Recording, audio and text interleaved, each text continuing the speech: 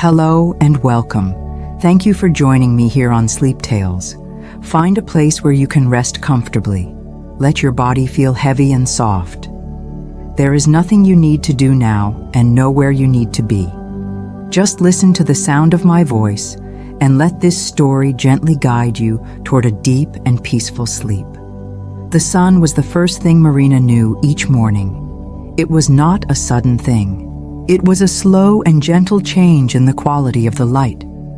Her small room, built into the side of the research station, had a single large window that faced the east. So before the sun itself appeared, the deep blue of the night would soften. It would turn to a soft gray, then a pale purple, then a wash of pink and orange. This was Marina's clock. She did not need an alarm. The light was enough.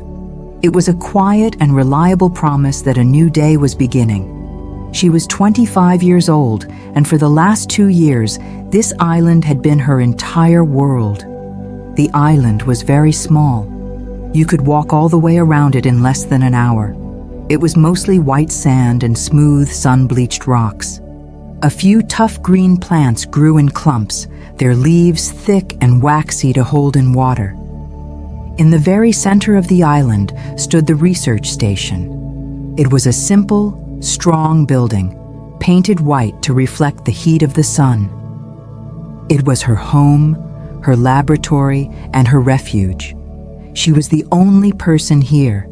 This solitude was a choice.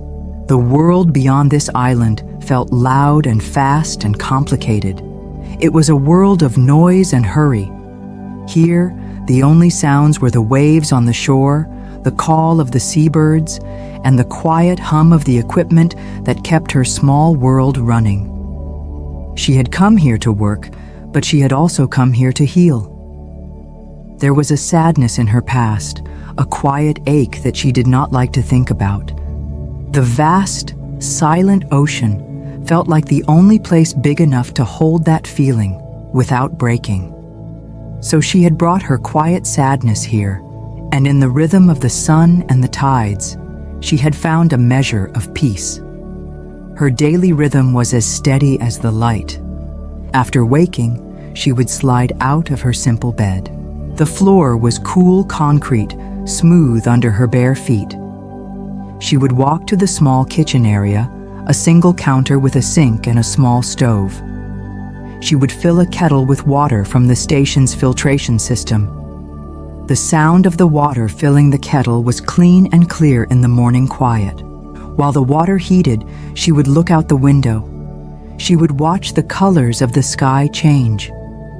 Some mornings, the clouds were thin and wispy, catching the new light in streaks of gold. Other mornings, the sky was a perfect, clear canvas of color. Each day was different, yet the same. The water would boil, and she would make a simple cup of tea. She would take the warm cup in her hands and walk out onto the small wooden deck that faced the ocean. The air would be cool and a little damp, carrying the clean, salty smell of the sea. She would sit on a weathered wooden bench and watch the sun finally lift itself above the horizon. The water would turn from dark blue to sparkling silver and gold. This was her favorite time of day. It was a time of pure stillness, a time before the work began. It was a time to just be. The work itself was the reason she was here. It was her purpose. Marina was the sole caretaker of a very special project. Beneath the calm, clear water just off the shore of her island was a garden. It was not a garden of flowers or vegetables. It was a coral nursery. Here, in the gentle currents, she was growing a new coral reef.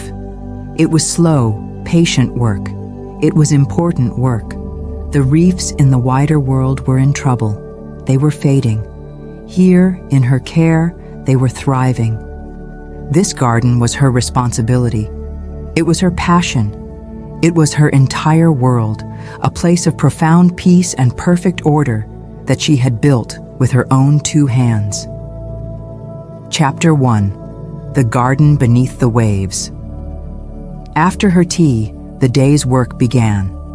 The process was a ritual, a series of familiar steps that settled her mind and focused her attention. She walked back inside, the warmth of the sun now just beginning to touch her shoulders. She rinsed her cup and placed it on a small drying rack. Then she went to the equipment room. This was the most organized room in the station. Everything had its place. On a series of strong metal shelves sat her diving gear. Her mask and fins were on the top shelf, clean and dry. Below them, her wetsuit hung from a thick wooden hanger. Her air tank stood in a secure rack against the wall, its gauge showing it was full and ready. She checked everything, every single day. Her life depended on this equipment, and she treated it with respect. She ran her fingers along the smooth silicone edge of her mask to make sure there were no cracks. She checked the straps on her fins. She inspected the hoses and valves on her air tank regulator. Everything was perfect. The air in the room smelled of rubber and salt and clean metal. It was the smell of her work. She started by putting on her wetsuit. It was a simple black suit, thick enough to keep her warm in the cool depths, but flexible enough to let her move freely. The material was smooth against her skin. Pulling it on was a familiar struggle, a dance of pulling and wiggling until it settled into place like a second skin. It felt like a protective hug, a barrier between her and the vastness of the ocean. Next, she carried her air tank to a small workbench. The tank was heavy, and she moved with slow, deliberate strength. She attached the regulator, the device that would deliver air to her mouth. The click and hiss as it connected was a reassuring sound.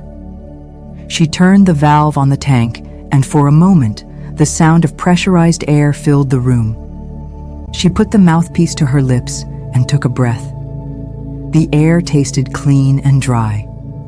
It was the taste of life, of the hours she would spend in another world. She attached the tank to her buoyancy control device, which was a sort of vest that would help her float or sink in the water. Finally, she gathered her mask, her fins, and her weight belt. The weight belt was a simple strap with small lead weights attached. It helped her sink gently beneath the surface instead of bobbing on top. She also picked up her work tools, a small waterproof slate for taking notes, a pair of special clippers for trimming coral, and a soft brush for cleaning algae. She placed them all in a mesh bag. Ready, she walked out of the station and down a short sandy path to a small sturdy dock. Tied to the dock was her boat. It was not a large boat. It was a small, inflatable craft with a hard bottom and a small, reliable motor. She called it the Puffin because it was small and tough and got the job done. She loaded her gear carefully into the boat, placing the heavy tank in the center to keep it balanced. She untied the thick rope that held the boat to the dock, coiled it neatly, and placed it inside. With a gentle push, the Puffin drifted away from the dock. She lowered the motor into the water and pulled the starter cord. The engine sputtered to life with a low, steady hum, the only mechanical sound in the morning's peace. She steered the small boat away from the island, out into the open water. The journey was short. Her coral nursery was located about half a mile from the shore, in a calm bay protected by a long, low ridge of ancient, dead coral. This ridge acted as a wall, breaking the force of the larger ocean waves and creating a perfect, sheltered place for her fragile garden to grow. She knew the way by heart. She lined up a particular rock on the shore with a dip in the island's small central hill. When they matched, she knew she was in the right place. She cut the engine. The sudden silence was deep and profound. The only sound was the gentle lapping of water against the side of the boat. She was floating directly above her world.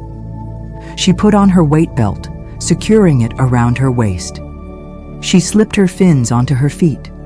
They felt clumsy, and strange out of the water. Then she sat on the side of the boat and shrugged into the vest that held her air tank. She settled the heavy weight on her back, clipping the straps across her chest and waist. She pulled her mask down over her eyes and nose, pressing it firmly to her face. She took the regulator, put the mouthpiece in her mouth, and took a few slow, easy breaths. The sound of her own breathing filled her head, a steady, rhythmic sound. Inhale, exhale. It was a sound that grounded her, a sound that meant she was ready to go. She looked over the side of the boat. The water was exceptionally clear today. She could see the white sand of the sea floor many feet below. She could see the dark shapes of her nursery, the orderly rows of frames she had built. She swung her legs over the side of the boat, held her mask with one hand, and simply fell backward into the water. The entry was a shock of cold, a sudden embrace from the ocean. For a moment, there was a rush of bubbles and a confusion of green and blue. Then, everything settled. She was floating. The world above the water, the world of air and sun and sky, disappeared. The world below the water, the world of silence and slow movement, surrounded her. It was like crossing a threshold into another room, a place where the rules were different. The weight of her body was gone. The noise of the world was gone. There was only the gentle pressure of the water and the sound of her own breathing. She pressed a button on her vest, releasing a small amount of air. She began to sink. The descent was slow and graceful. She was not falling. She was simply drifting down, down into the blue. Sunlight filtered through the water from above, creating shifting patterns of light, like dancing diamonds on the sea floor. Small, silvery fish darted past her, their scales flashing in the light. She was not an intruder here. She was a familiar presence. The creatures of this place knew her. They knew the slow, deliberate way she moved. She was just another part of their world. As she got closer to the bottom, the garden came into focus. It was laid out in a careful grid. The frames were simple structures made of metal bars, arranged in long, neat rows. On these frames, attached with small ties, were the corals. They were tiny fragments, no bigger than her thumb. Each one was a living colony of tiny animals working together to build a beautiful, complex skeleton. This was the heart of her work. She would take small, healthy pieces from larger, stronger corals in other parts of the ocean. She would bring them here, to this protected place, and give them a chance to grow. It was like being a gardener for the sea. She landed softly on the sandy bottom, her fins touching down with a gentle puff of white sand. She was now standing in her garden. She began her morning inspection, moving slowly from one frame to the next. Her movements were unhurried, her attention complete. She looked at each coral fragment, checking its color, its size, its health. Some were a pale, delicate pink. Others were a soft shade of purple or a bright, vibrant green. She had organized them by species, each type in its own section. She ran a gloved finger lightly over a metal bar, brushing away a fine layer of algae that had started to grow. Algae could smother the young corals, stealing the sunlight they needed to live. Keeping the frames clean was a constant, gentle task. She carried her soft brush, and with slow, careful strokes, she cleaned the frames, sending small clouds of green drifting away into the current. She saw a small piece of coral that had grown enough to touch its neighbor. This was a good sign. It meant they were healthy, but they needed space to grow properly. She took out her special clippers, and with a single clean snip, she trimmed a tiny piece from the edge. She would take this new piece, this new life, and attach it to an empty spot on another frame, starting the process all over again. This was how the garden grew. Slowly, patiently, one tiny piece at a time. She checked on a section of branching corals. They looked like tiny, delicate trees, their arms reaching up toward the light. She had grown these from fragments so small they had seemed like dust. Now they were strong enough that small, colorful fish were making their homes among the branches. A tiny yellow fish with a bright blue stripe peered out at her from its safe hiding place. Marina watched it for a long moment. This was why she did this work. She was not just growing coral. She was building a home. She was creating a world. Her work was a quiet conversation with the ocean. She did not speak with words. She spoke with care, with attention, with her slow and steady presence. She would notice a spot where the current was a little too strong, and she would move a frame to a more sheltered place. She would see a coral that was losing its color, a sign of stress, and she would spend extra time cleaning it, giving it the best possible chance to recover. Her hands, protected by thick gloves, were gentle and sure. They knew the exact right pressure to use, the precise way to tie a knot that would hold a new fragment securely without hurting it. After an hour, she had inspected the entire nursery. Everything was in order. The garden was healthy. It was growing. A deep sense of satisfaction filled her. This was real. This was meaningful. In a world that often felt chaotic and broken, here she could create a small patch of order and life. She floated for a moment in the center of her garden, just watching. She watched the way the currents made the soft parts of the corals sway gently, like flowers in a breeze. She watched the way the fish moved in and out of their new homes. She felt a connection to this place that was deeper than words. It was her creation, but it was not just hers. It was a partnership between her and the sea. She provided the care, and the sea provided the life. She was about to begin her ascent back to the surface when she saw a familiar shape in the distance. It was large and dark and moved with an ancient, unhurried grace. It was the sea turtle. He was a very old turtle, a loggerhead with a wise, wrinkled face and a shell covered in a fine layer of green algae and barnacles. He was a testament to the slow, steady passage of time. He was a regular visitor to her garden. Marina did not know where he came from or where he went, but she thought of him as the garden's true guardian, a silent, watchful presence. She remained perfectly still as he approached. He swam with slow, powerful strokes of his front flippers, moving through the water with an ease that seemed impossible for such a large creature. He did not seem to be swimming, so much as flying through the blue. He saw her, his dark, intelligent eyes blinking slowly. He was not afraid of her. He knew her. He swam directly over her garden, his great shadow passing over the rows of young coral. He was inspecting it, just as she had. He circled once, then twice, his gaze taking in everything. Then he did something he often did. He swam to a clear patch of sand near the edge of the nursery and settled himself on the bottom. He tucked his flippers in close to his body and rested.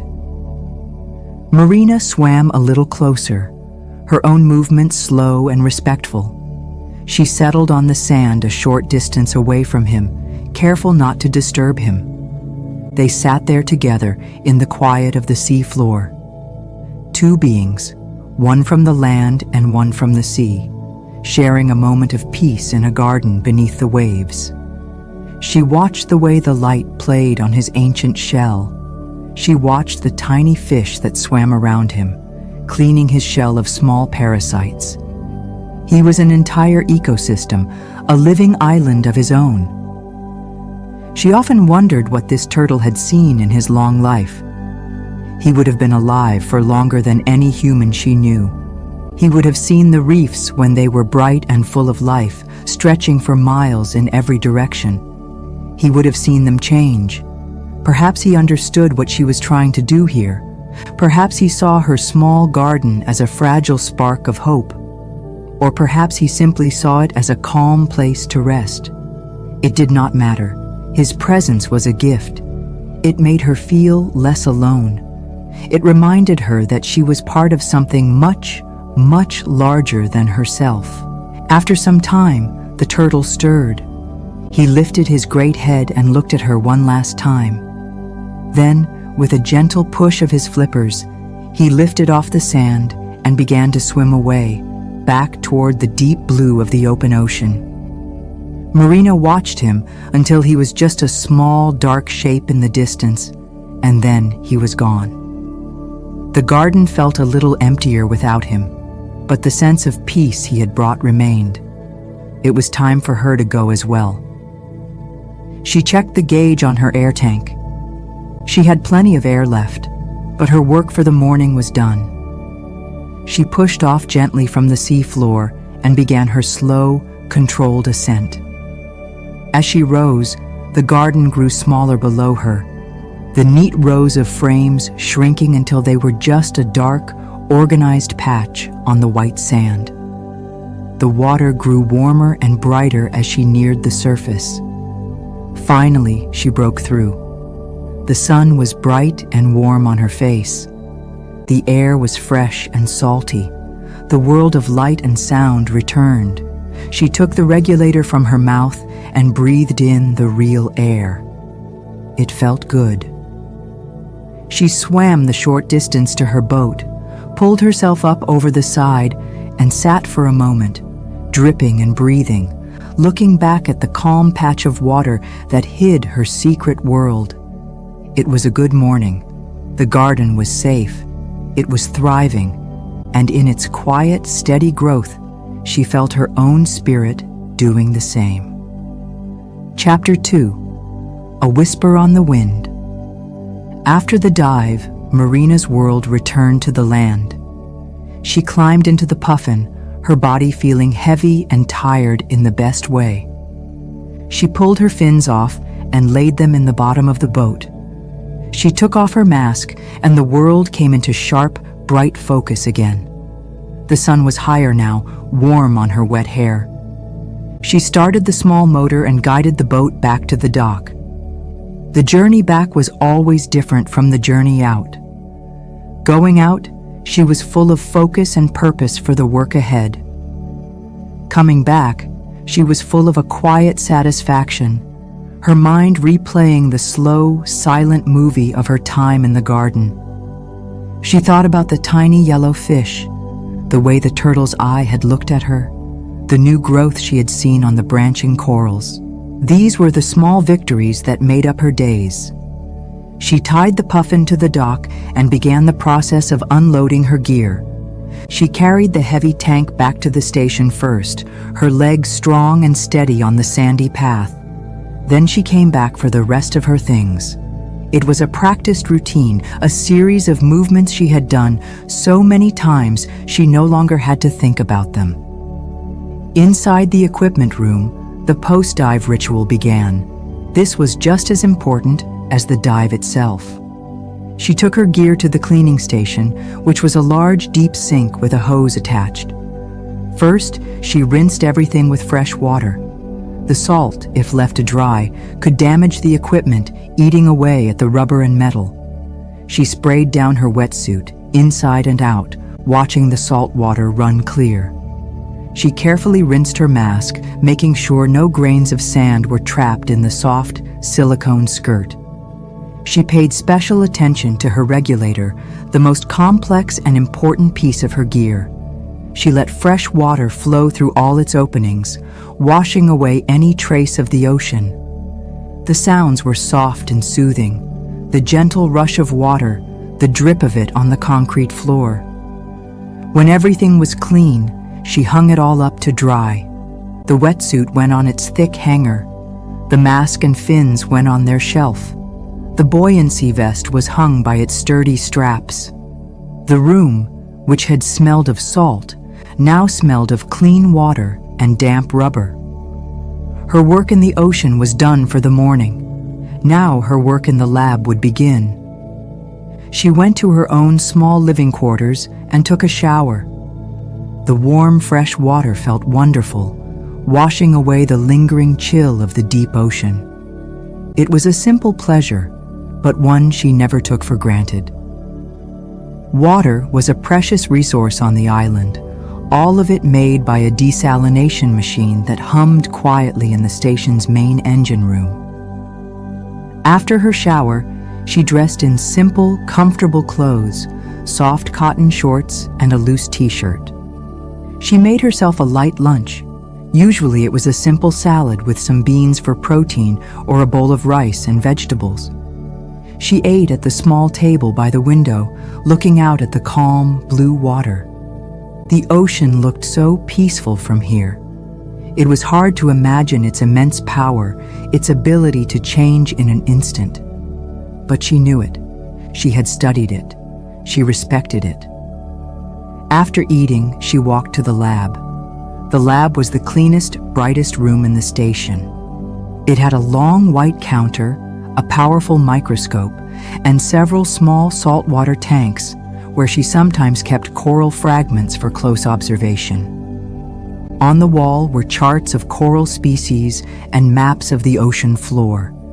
It was a place of science and careful study. She took the small waterproof slate she had carried on her dive. On it, she had made notes in a special grease pencil. The notes were simple. Frame B7, new growth, 2 centimeters. Frame C4, slight algae, cleaned. Turtle present, rested 10 minutes.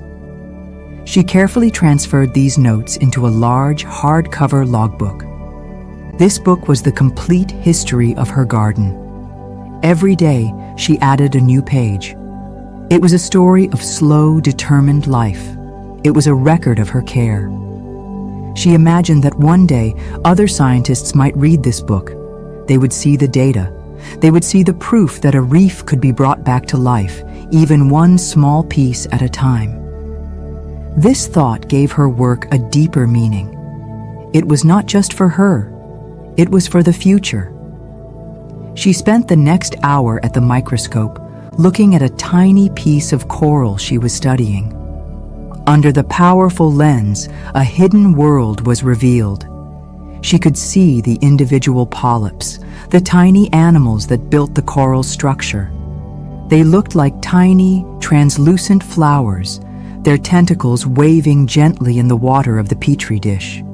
She could see the vibrant color, the green and brown algae that lived inside the coral's tissue, providing it with food from the sun.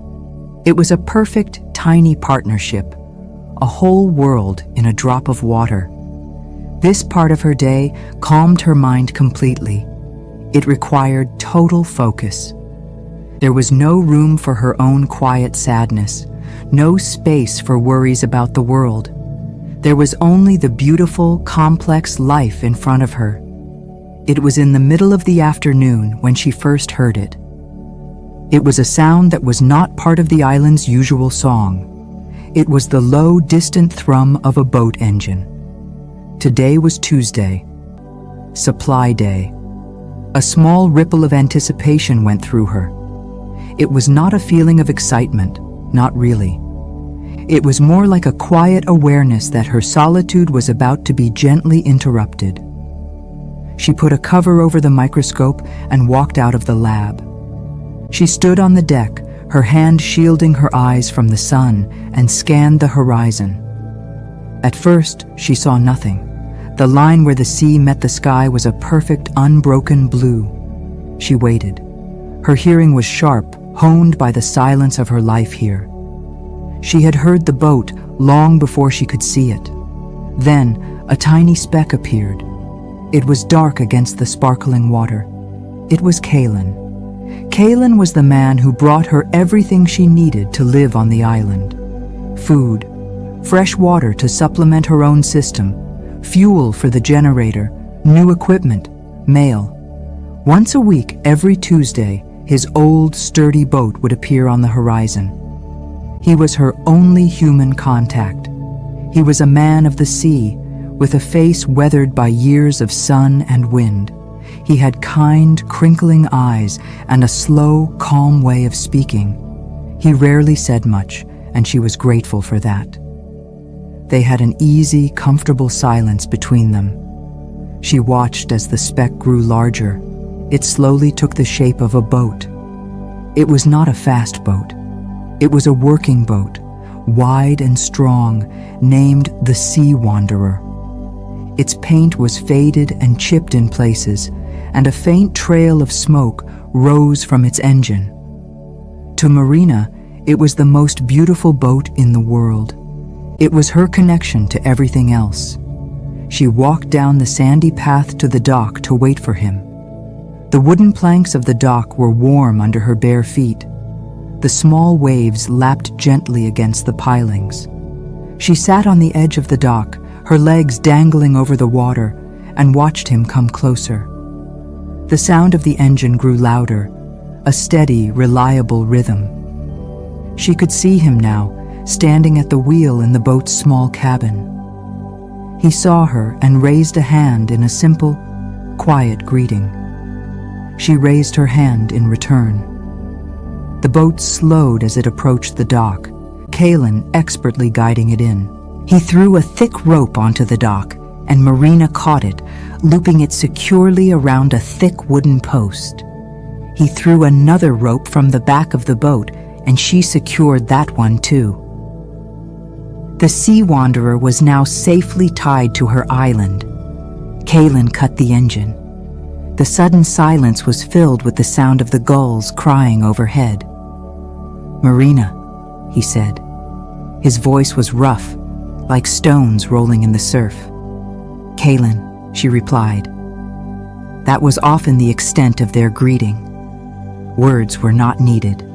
He opened the boat's cargo hold and began to pass her the supplies.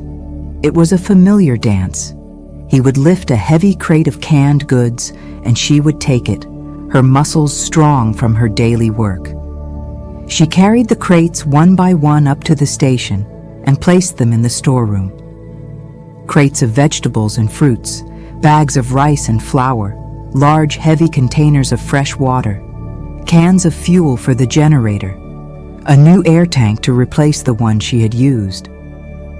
The work was hard and sweaty under the afternoon sun, but it was satisfying. It was the feeling of stocking up, of being prepared. It was the feeling of security. They worked in their comfortable silence for nearly an hour, moving back and forth from the boat to the station. When the last box was unloaded, Marina went inside and came back with 2 tall glasses of cold water. She handed one to Kalen. He took it with a grateful nod and drank it down in one long drink. She drank hers more slowly, feeling the cool water soothe her throat. They stood for a moment, looking out at the sea. Kalen's eyes were always moving, always reading the water and the sky. He had a lifetime of knowledge stored in that quiet gaze. "Looks good today," Marina said softly. It was a simple observation. The sky was clear, the sea was calm. "For now," he said, his eyes still on the far horizon. "There's a whisper, far out east, a big blow coming maybe." A small, cold knot formed in Marina's stomach. A big blow, a storm. "How far?" she asked, trying to keep her voice steady. "Far out still," he said. "Days away, might turn, might go north, might fall apart. Too soon to know for sure. But the sea knows, it's starting to feel it." He looked at her then, his kind eyes serious. "Just keep an eye on the sky, Marina. Watch the birds, you'll know." He handed her the empty glass. "That's everything for this week," he said. "I'll see you next Tuesday." "Thank you, Kalen," she said. He nodded, then untied the ropes and coiled them back on his boat. He started the engine, and its low hum filled the air again. He gave her one last wave, and she waved back. She stood on the dock and watched as the sea wanderer pulled away, making a wide, slow turn back toward the open ocean. She watched until it was just a speck again. She watched until the speck disappeared completely. Then she was alone again. But the silence felt different now. It was heavier. It was filled with his words. A big blow coming. She walked back to the station, her mind racing. Her first thought, her only thought, was of her garden. It was so fragile. The young corals were so delicate. They were safe in their sheltered bay from the normal waves, the normal currents. But a big storm, a hurricane, was not normal. It was a force of incredible, destructive power. The waves could become mountains of water, crashing down with enough force to break rock. The currents could become raging rivers, tearing everything from the sea floor. She felt a surge of fear so strong it made her feel breathless. All her work, all that slow, patient growth, it could all be wiped away in a single night. She went to the lab and turned on her computer. She checked the weather reports, looking at the satellite images. There it was. Far out in the Eastern Ocean, a swirling mass of white cloud. The Weather Service had given it a name. It was just a tropical depression for now, but the models showed it strengthening. Its projected path was uncertain. It could turn north, as Kaylin had said, or it could come straight for her. There was nothing she could do but wait and watch. The next few days were different. Her routine was the same on the surface. She woke with the light. She drank her tea. She did her dive. She worked in the lab. But underneath it all, there was a new current of anxiety. She found herself constantly watching, constantly listening. She spent more time on the deck, her eyes on the sky. The sky was still blue and clear, but she felt like she could see a change in the quality of the light. It seemed sharper, more brittle. The sunsets were more spectacular than usual. The clouds lit up in fiery shades of red and orange. A sailor's warning. Red sky at night, sailor's delight. Red sky in morning, sailors take warning. But these sunsets were too bright, too vivid. They felt like a fever dream. The air felt different too. It was heavy and humid, and the usual gentle sea breeze had died down. The air was unnaturally still. It felt like the world was holding its breath. The wildlife noticed it too. The seabirds, which usually soared and dipped over the waves, were flying in tight, nervous flocks. They were staying closer to the island, as if they knew it was the only solid thing in a changing world. During her dives, she noticed the fish in the shallows were more agitated, darting back and forth for no reason. Even the old sea turtle did not appear. It was as if all of nature was on edge, sensing the approach of something powerful and dangerous. Her anxiety was a quiet, constant companion. It was a cold weight in her chest. She couldn't stop it. She couldn't ignore it. So she channeled it into her work. She decided that if the storm was coming, she would do everything in her power to protect her garden. She could not stop the ocean, but she could prepare. She started doing 2 dives a day, one in the morning and one in the late afternoon. She worked with a focused, almost desperate energy. Her task was simple, to make her garden as strong as possible. She started with the ties. Every single coral fragment was attached to its frame with a small plastic tie. She went over every single one, testing its strength. If a tie felt even a little bit loose, she replaced it with a new one, pulling it tight with a special tool. It was slow, meticulous work. There were thousands of them. She would float in front of a frame, her fingers working carefully, her mind completely focused on the small task in front of her. Tie after tie, frame after frame. It was a meditation of sorts. With each new secure tie, she felt a tiny bit of her anxiety ease. It was a small act of control in the face of a vast, uncontrollable force. Then she started moving the corals. The nursery was in a sheltered bay, but some parts of the bay were more protected than others. The areas right up against the ancient dead coral ridge were the safest. The ridge would take the brunt of the wave's force. She identified her most precious corals, the rarest species, the ones that had grown the fastest. These were her prize students, her greatest successes. She carefully snipped the ties that held them and placed them in a special basket. Then she swam them over to the most sheltered frames, the ones tucked into the nooks and crannies of the ridge. She found them new homes, tying them securely in place. She was rearranging her entire garden, optimizing it for survival. It was like moving your most precious plants into the greenhouse before a frost. It was an act of hope, an act of love. She worked until her muscles ached and her hands were sore, even through her gloves. She worked until the sun began to set, painting the water in shades of orange and purple. On her last dive before the storm was due to arrive, she made one final tour of the nursery.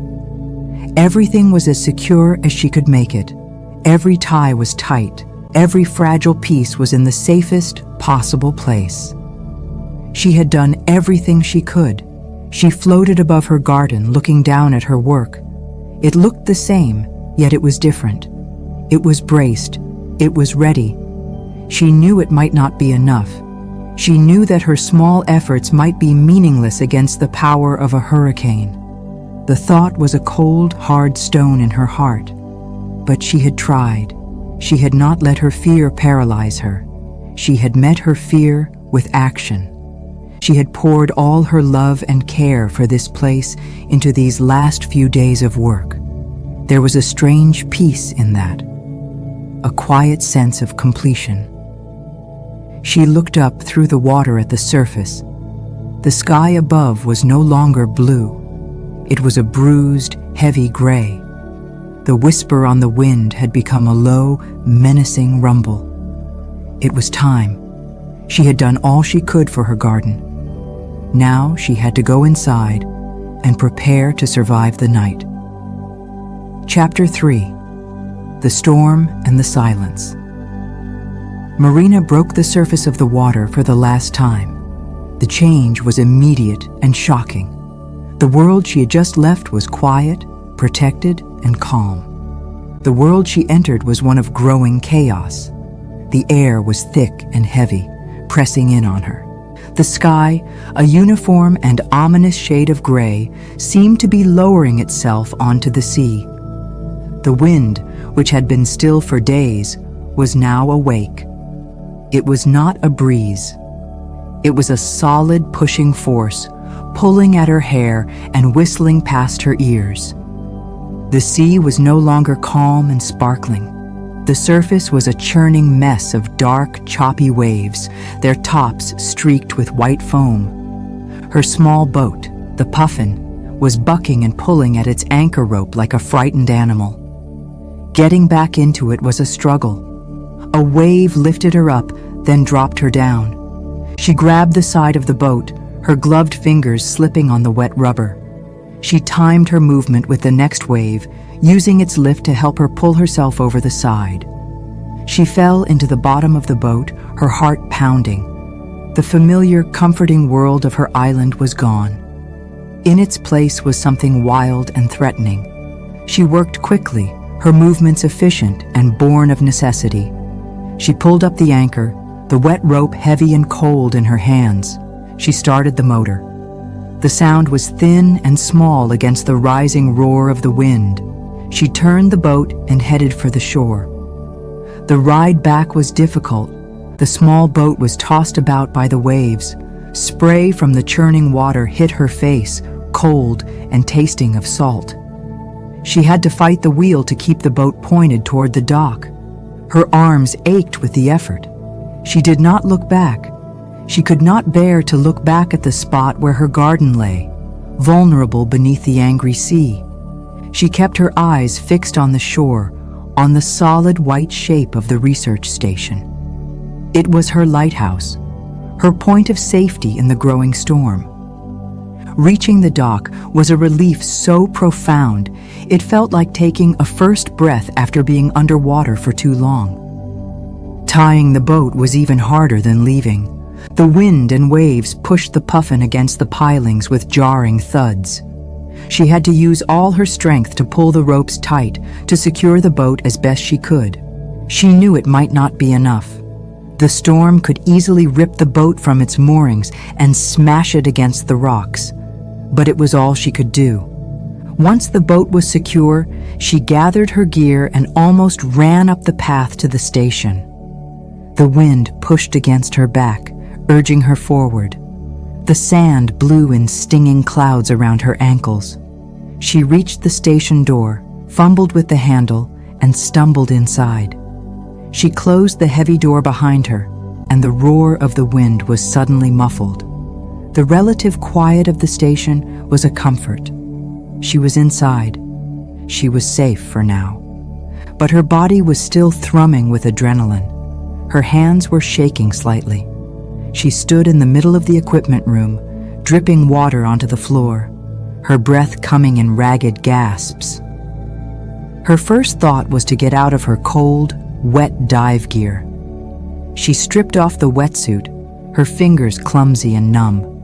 She hung it in its place, a small act of familiar order in a world that was losing all order. Then she went to her small room and turned on the shower, letting the hot water run over her for a long time. She was not just washing away the salt. She was trying to wash away the fear.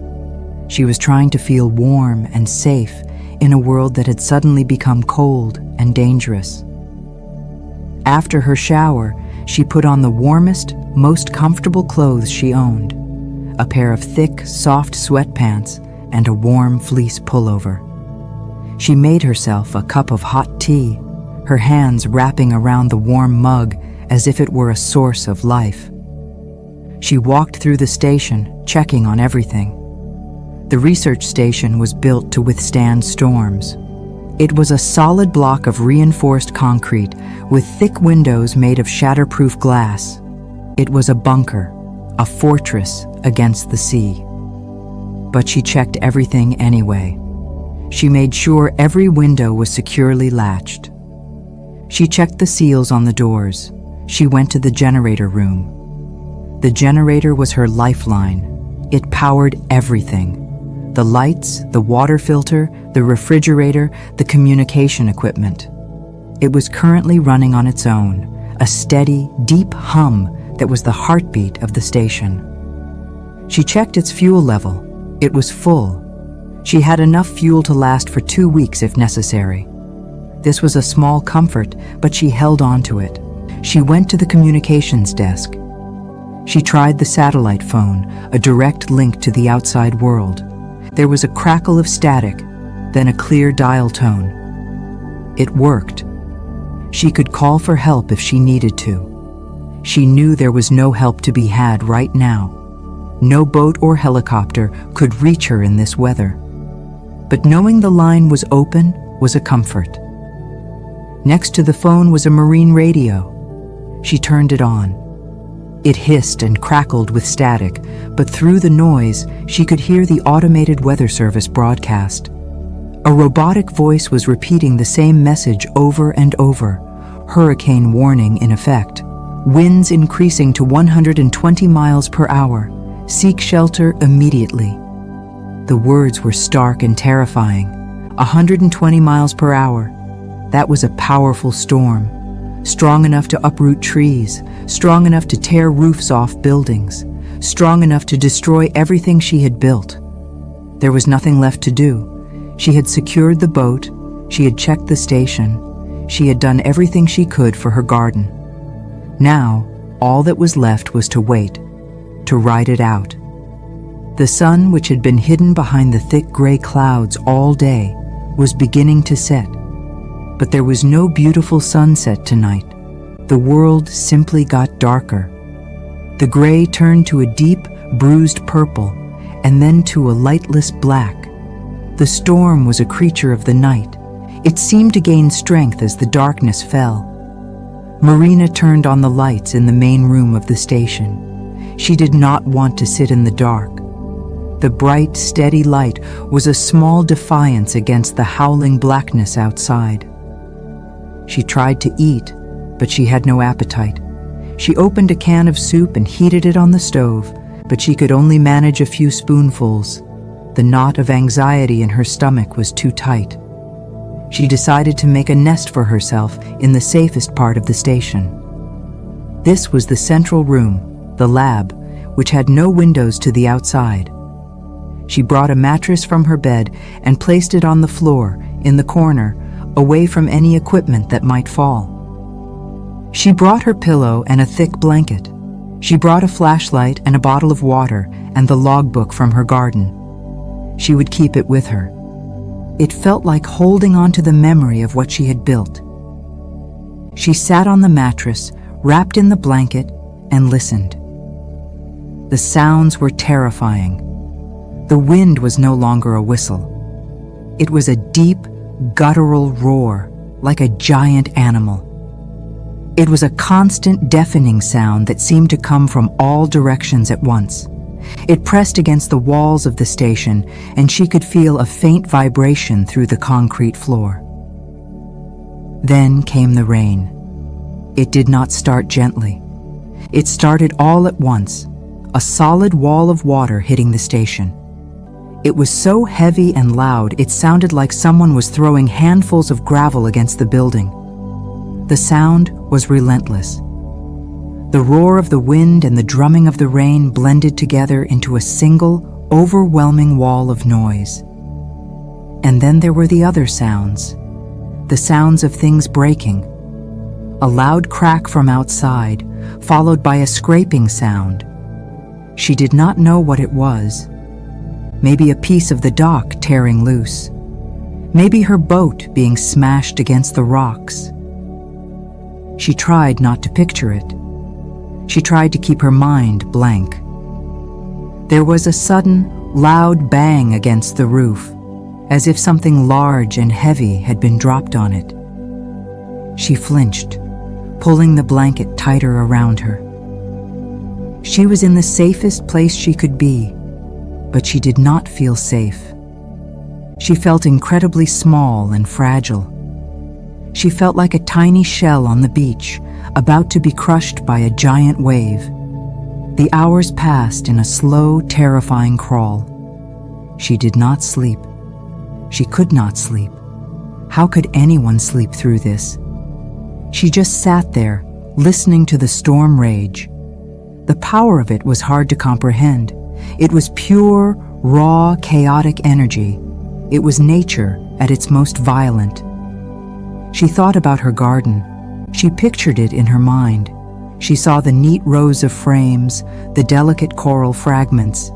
She imagined the giant waves crashing down on the bay, not rolling in, but exploding.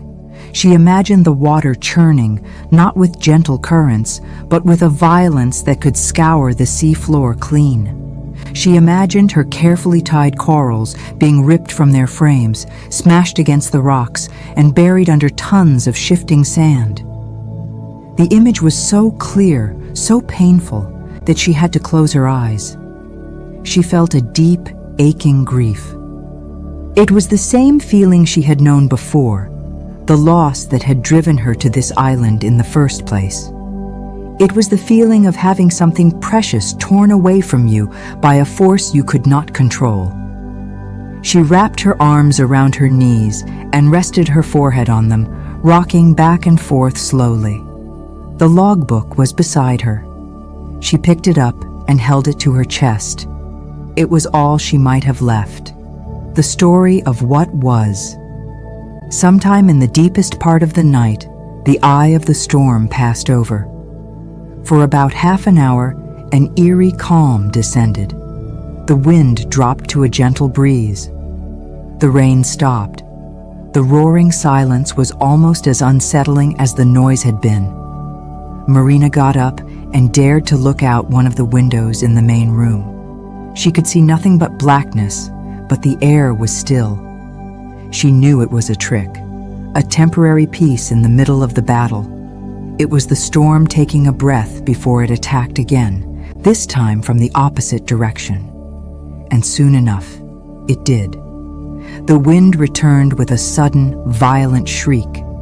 The rain began again, just as hard as before. The second half of the storm was here. It felt even more ferocious than the first. Marina returned to her mattress on the floor. She was exhausted. Her body was tired from the adrenaline and the tension. Her mind was tired from the fear. She lay down, pulling the blanket over her head to muffle the sound. She did not expect to sleep. She just wanted to rest. But somewhere in the middle of the roaring darkness, her exhausted body gave in. She fell into a deep, dreamless sleep, a small surrender to the overwhelming power of the night. She woke up not to a sound, but to the lack of it. The world was quiet, not just quiet. It was silent, the deep, profound silence that comes after a deafening noise. The wind was gone. The rain was gone. The roar had been replaced by a stillness that felt heavy and strange. She lay there for a long moment, unsure if she was still dreaming. She pushed the blanket off her face.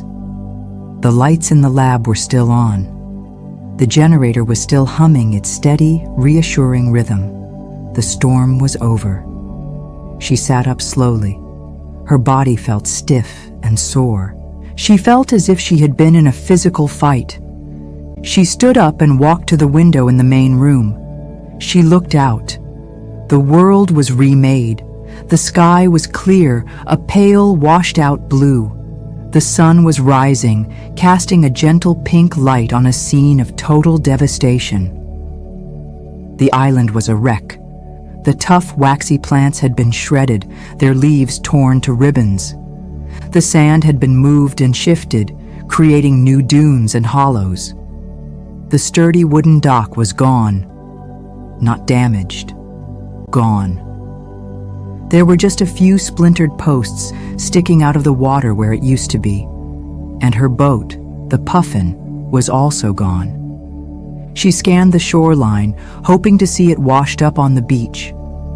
But there was nothing. The storm had taken it. Her heart sank. The boat was her connection to the outside world. It was her freedom. Without it, she was truly stranded. But the grief for her boat was a small thing compared to the dread she felt about her garden. She stood at the window for a long time, just looking. She was afraid to go outside. She was afraid to see the full extent of the damage. She was afraid to confirm what she already knew in her heart. Her garden was gone. The silence was not peaceful. It was the silence of after, the silence of loss. Finally, she knew she could not put it off any longer. She had to go. She had to see. She put on a pair of sturdy boots. She found her spare dive mask and fins. Her main set had been in the boat. Luckily, her spare air tank was full and safely inside the station. She would have to swim out from the shore. It would be a long, difficult swim without the boat. But she had to know. She put on her gear, the familiar ritual feeling strange and hollow. She carried the heavy tank on her back as she walked to the door. She opened it and stepped outside. The air was cool and clean and smelled of wet earth and salt.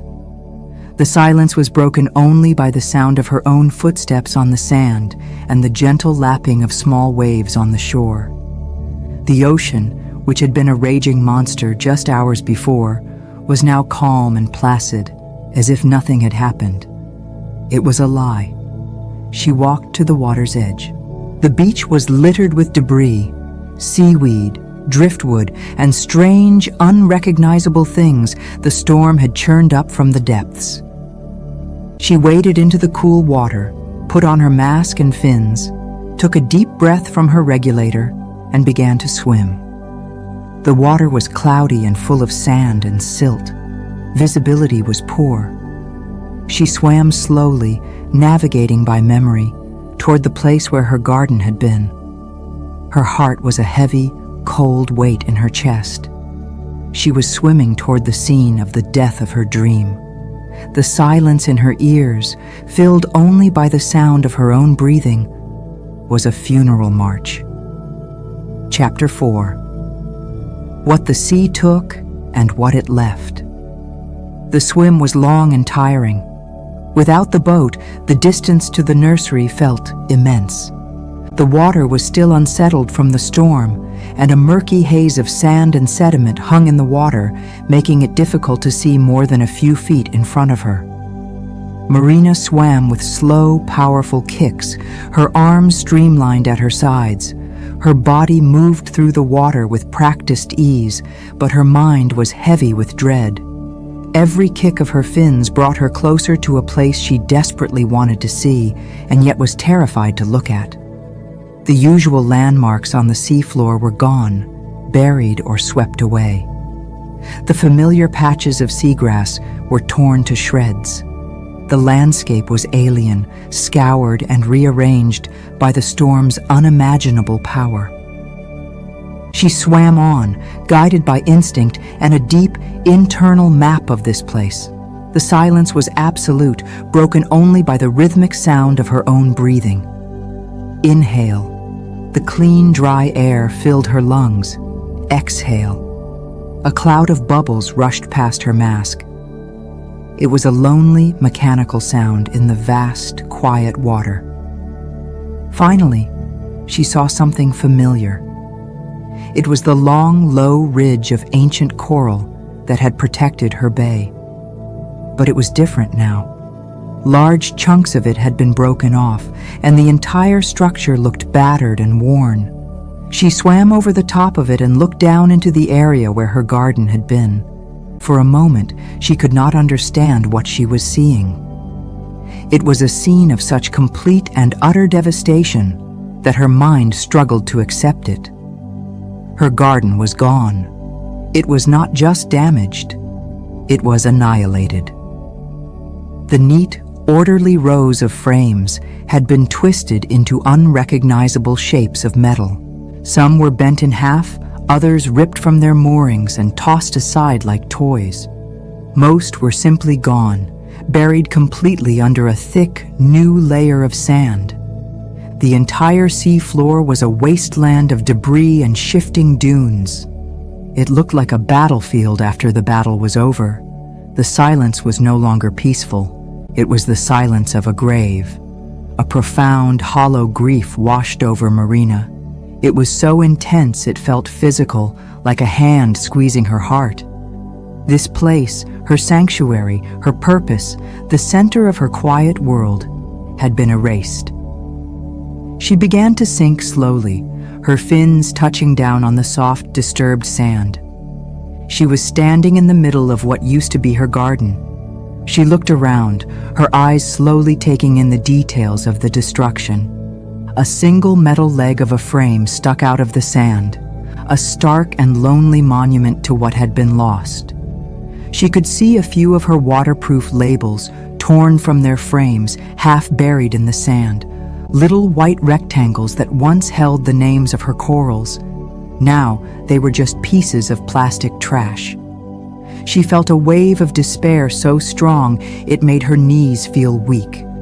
It was the same feeling that had sent her to this island in the first place, a feeling of profound loss, of being helpless in the face of a destructive force. All her work, all her care, all her patient effort, for nothing.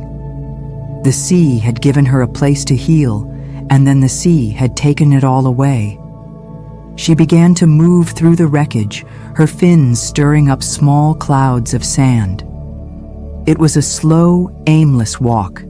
She was not looking for anything in particular. She was simply bearing witness to the end of her world. Her grief was a quiet, internal thing. There were no tears in the water. There was just a deep, cold ache in her chest. She remembered the day she had installed the very first frame. She remembered the feeling of hope and excitement. She had imagined this place in 10 years, in 20 years. A thriving, colorful reef, full of life. A testament to the power of patience and care. Now, that future was gone, buried under the sand. She ran her gloved hand over a piece of twisted metal. It was cold and rough. She had built this. She had carried every piece of it down here. She had arranged it all with such precision. Now it was just junk. As she moved through the debris, a small flash of color caught her eye. Tucked under a piece of wreckage, she saw a tiny speck of pale pink. It was a coral, a single, tiny fragment, no bigger than her fingernail, still attached to a piece of a broken frame. It was one of hers. She recognized the species. It was alive. A tiny, miraculous survivor in the midst of all this death. She reached out and touched it gently. It was so fragile, so small, but it was alive, a tiny spark of life in the gray wasteland. A small, almost imperceptible shift happened inside her. The despair did not disappear, but a new feeling flickered alongside it. It was a feeling of duty. She could not save her garden, but she could save this. She could save this one small piece. She decided then that she would not just grieve. She would search. She would become a rescuer. She would find any other survivors, any other living fragments, and she would save them. It was a new purpose, born directly from the ashes of the old one. The search gave her focus. Her aimless wandering became a methodical grid search. She moved back and forth across the devastated area, her eyes scanning the sand and debris with intense concentration. It was slow, painstaking work. Most of what she found was dead. Pieces of coral skeleton, bleached white, their delicate structures smashed. Each one was a small heartbreak. But she kept looking. After an hour of searching, she had found 7 more living fragments. 7. Out of the thousands she had been growing. It was a pathetic number, a devastating loss. But it was not 0. She gathered them carefully, placing them in a small mesh bag she had brought with her. 7 tiny sparks of hope. She felt a fierce, protective love for these small survivors. They had been through the same storm she had. They had endured. She would not let them die. She was searching near the base of the old coral ridge, in an area where the storm's currents had carved a deep trench in the sand. It was here that she saw it. Sticking out of the newly exposed seafloor was a dark, straight edge. It was not rock. It was not metal. It looked like dark, waterlogged wood. It was the corner of something that had been buried for a very long time. Curiosity cut through her grief. She swam closer. The wood was almost black and covered in a thin layer of slime and marine growth. It was clearly very old. She brushed away the sand around it. The edge continued down into the sea floor. It was the corner of a large box, a chest. The storm, in its destructive fury, had done something else. It had uncovered a secret. It had dug up a piece of the past. Her mission to find living coral was forgotten for a moment. She was consumed by a new purpose. She had to see what this was. She started digging with her hands. The sand was loose and easy to move. She scooped it away, sending clouds of it billowing into the water. The more she dug, the more of the chest was revealed. It was large, much larger than she had first thought. It was made of a dark, heavy wood and bound with thick straps of corroded metal. It was a classic sea chest, the kind she had only seen in museums and old stories. It must have come from a shipwreck. There was an old, forgotten wreck nearby, a place she had explored once or twice. It was a very old ship, its ribs now just a skeleton on the sea floor. This chest must have been from that ship, buried under the sand for a century or more. The sheer age of it was stunning. She dug until her fingers were sore. The chest was heavy and deeply embedded in the dense, wet sand. She could not lift it. She could not even move it. After nearly an hour of fruitless effort, she realized she could not free it by herself. Not like this. She needed tools.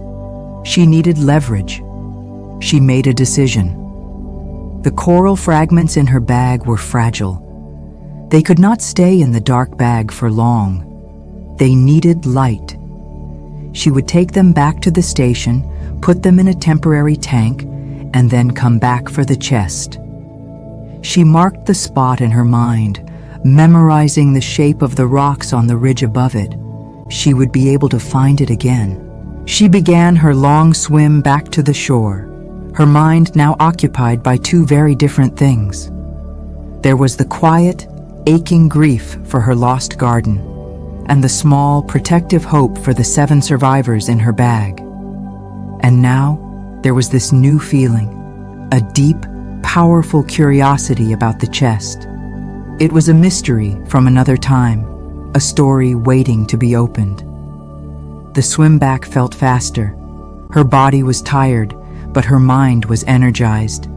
The discovery of the chest had given her a new focus, a puzzle to solve.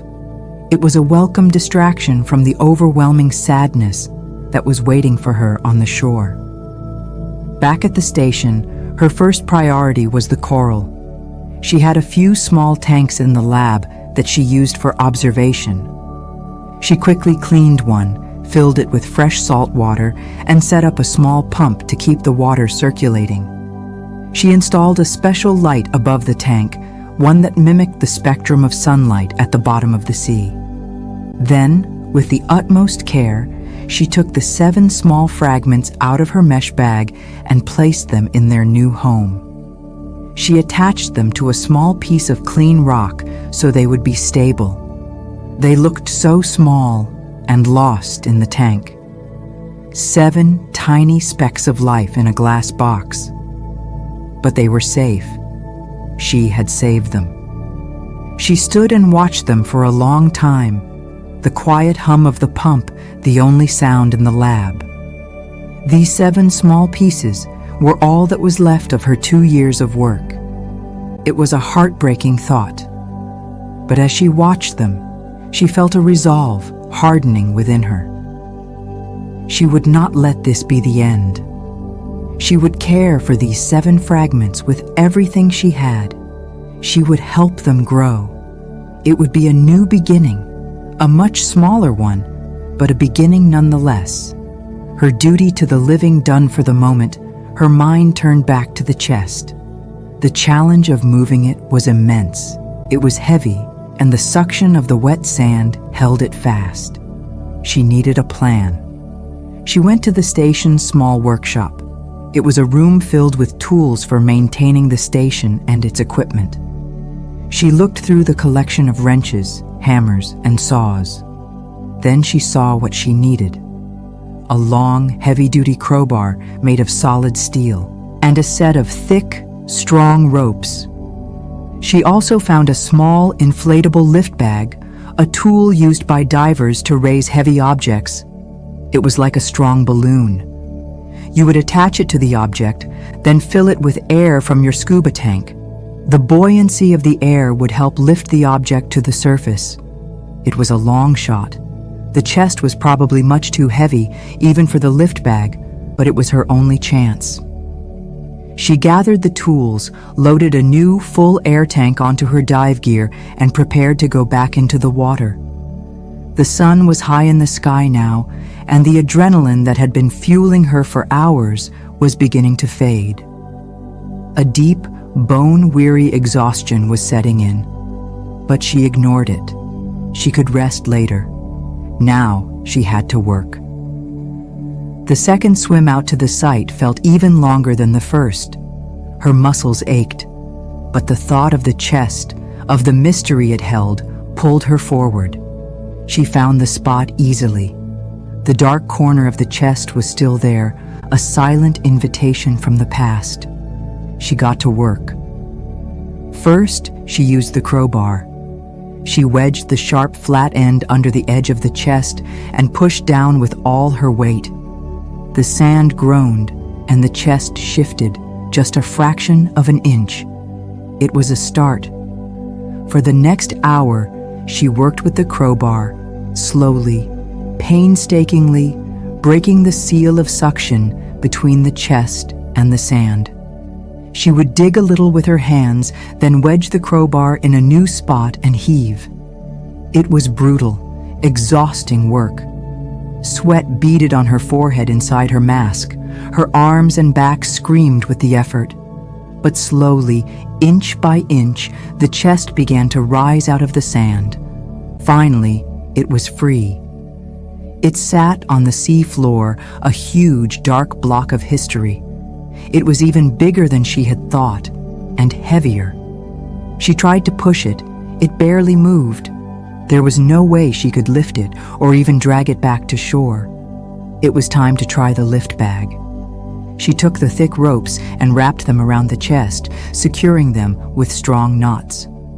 She attached the deflated lift bag to the ropes. Then, she took a hose from her regulator and began to fill the bag with air. The bag swelled, growing from a flat piece of plastic into a large, bright yellow balloon. It strained against the ropes, trying to rise. She watched the chest. For a long moment, nothing happened. The chest was too heavy. A familiar wave of disappointment washed over her. It was not going to work. But then, with a slow, groaning sound, one side of the chest lifted off the sand. Just a few inches. The bag was helping. It was not enough to lift the chest completely, but it was enough to make it lighter. Lighter enough, perhaps, for her to move it. She positioned herself behind the chest and pushed. It moved. It scraped along the sandy bottom, slow and heavy, but it moved. A surge of triumph shot through her. She could do this. The journey back to shore was one of the hardest things she had ever done. It was a slow, grueling process of pushing and pulling the heavy, half-floating chest across the sea floor. She moved it a few feet at a time, then rested, her breath ragged, her muscles burning. She followed the gentlest slope of the sea floor, slowly guiding the chest into the shallower water. It took hours. The sun was beginning to dip toward the horizon when she finally reached the shallows. The water was only waist deep. She could stand. She took off her fins and her air tank, leaving them on the beach. Then, with one last monumental effort, she dragged the chest the final few feet out of the water and onto the wet sand of the beach. It was done. She collapsed onto the sand beside it, completely and utterly spent. Her body was screaming with exhaustion. She lay on her back, breathing in the cool evening air, looking up at the sky as it turned from blue to orange. The chest sat beside her, dark and silent. It was a solid, tangible thing. The storm had taken so much. It had taken her garden, her dock, her boat. But it had also left her this: a mystery, a story, a connection to a past that, until this morning, she had never even known existed. The sea had taken, but it had also given. Chapter 5. A Story in a Bottle. Marina lay on the sand, her body a heavy, aching weight. The only sounds were the soft, rhythmic hush of the small waves on the shore and the fast, ragged sound of her own breathing. She did not move for a long time. She simply lay there, feeling the cool, damp sand beneath her and the vast, open sky above her. The colors in the sky deepened from orange to a soft, dusky purple. The first stars began to appear, small, sharp points of light in the growing darkness. Beside her, the chest was a solid, dark shape. It was a silent presence, a thing of immense age and weight. It felt impossible that she had moved it here herself. Her muscles trembled with a deep, profound exhaustion. Every part of her ached. But as she lay there, a different feeling began to bloom beneath the exhaustion. It was a feeling of accomplishment, a small, hard-won victory in a day of devastating loss. She had done it. She had brought this thing out of the sea. Slowly, carefully, she pushed herself into a sitting position. The movement sent a jolt of pain through her back and arms. She looked at the chest. It was huge. Now that it was out of the water, she could see it clearly. It was made of thick planks of a dark wood she did not recognize, a wood that had resisted the sea for 100 years or more. Thick bands of metal, now a dull, crusty brown with rust, were wrapped around it. A large, ornate lock was on the front, but it was so covered in rust and marine growth that it was little more than a lumpy shape. The chest was not just a box, it was a survivor, just like her, just like the 7 tiny coral fragments now safe in her lab. She knew she could not leave it here on the beach. The tide would come in, and the sea would try to take it back. She had to get it to the station. The thought of moving it again made her feel tired all over again. The distance from the water's edge to the station door was not far, maybe 100 feet. But with this chest, it felt like a mile. She stood up, her legs unsteady. She had to think. She could not just drag it. It was too heavy, and the soft sand would create too much friction.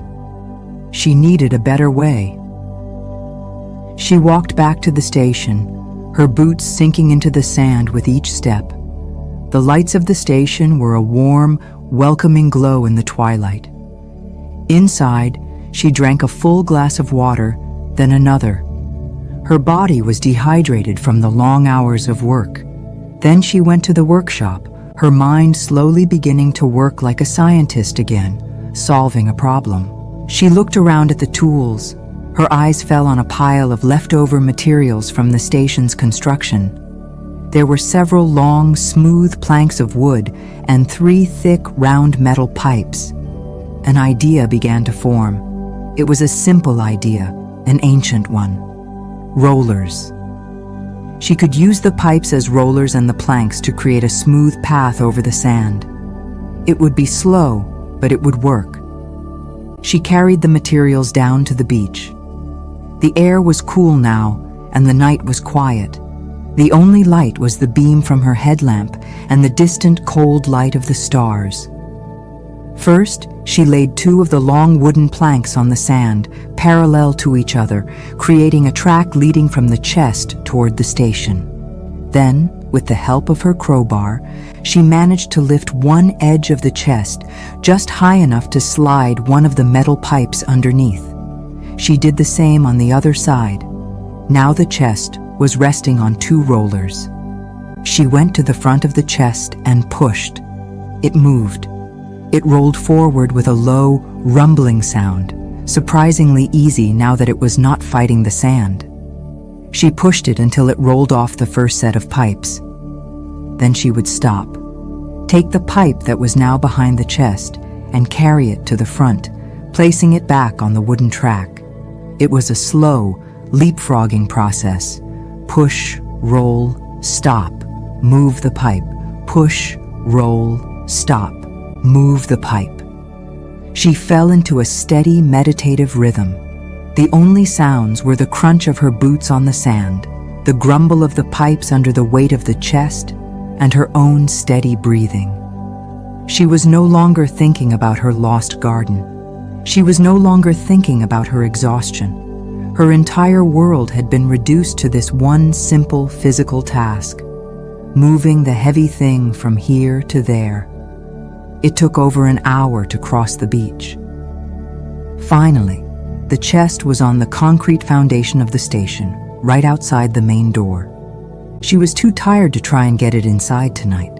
It would be safe here. She leaned against the wall of the station, her body slick with sweat despite the cool night air. She looked back at the beach. She could see the deep trench her wooden tracks had made in the sand, a trail marking her slow, determined journey. She had done it. Again. A feeling of deep satisfaction settled over her. She had faced a problem, and she had solved it. It was a good feeling, a feeling she had not had all day. She went inside, showered, and ate a proper meal. Her appetite had returned. She ate a large bowl of rice and beans, her body craving the energy. Then, she went to her bed. She did not even think about the storm. She did not think about the chest.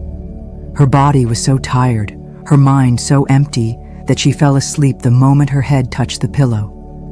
She slept a deep, dreamless sleep, the sleep of pure physical exhaustion. The next morning, she woke with the sun, just as she always did. But for the first time in a very long time, her first thought was not of her garden. Her first thought was of the chest. She felt a spark of excitement, a feeling she had not felt for a long time. She got up, her muscles protesting with a dull, satisfying ache. She made her tea and took it outside. She sat on the deck, looking at the chest as the morning light grew stronger. It looked even older in the daylight. The wood was scarred and pitted from its time in the sea. The metal straps were buckled and warped. It looked like a thing from another world, a thing from another time. After her tea, she began the final stage of the journey, getting the chest inside.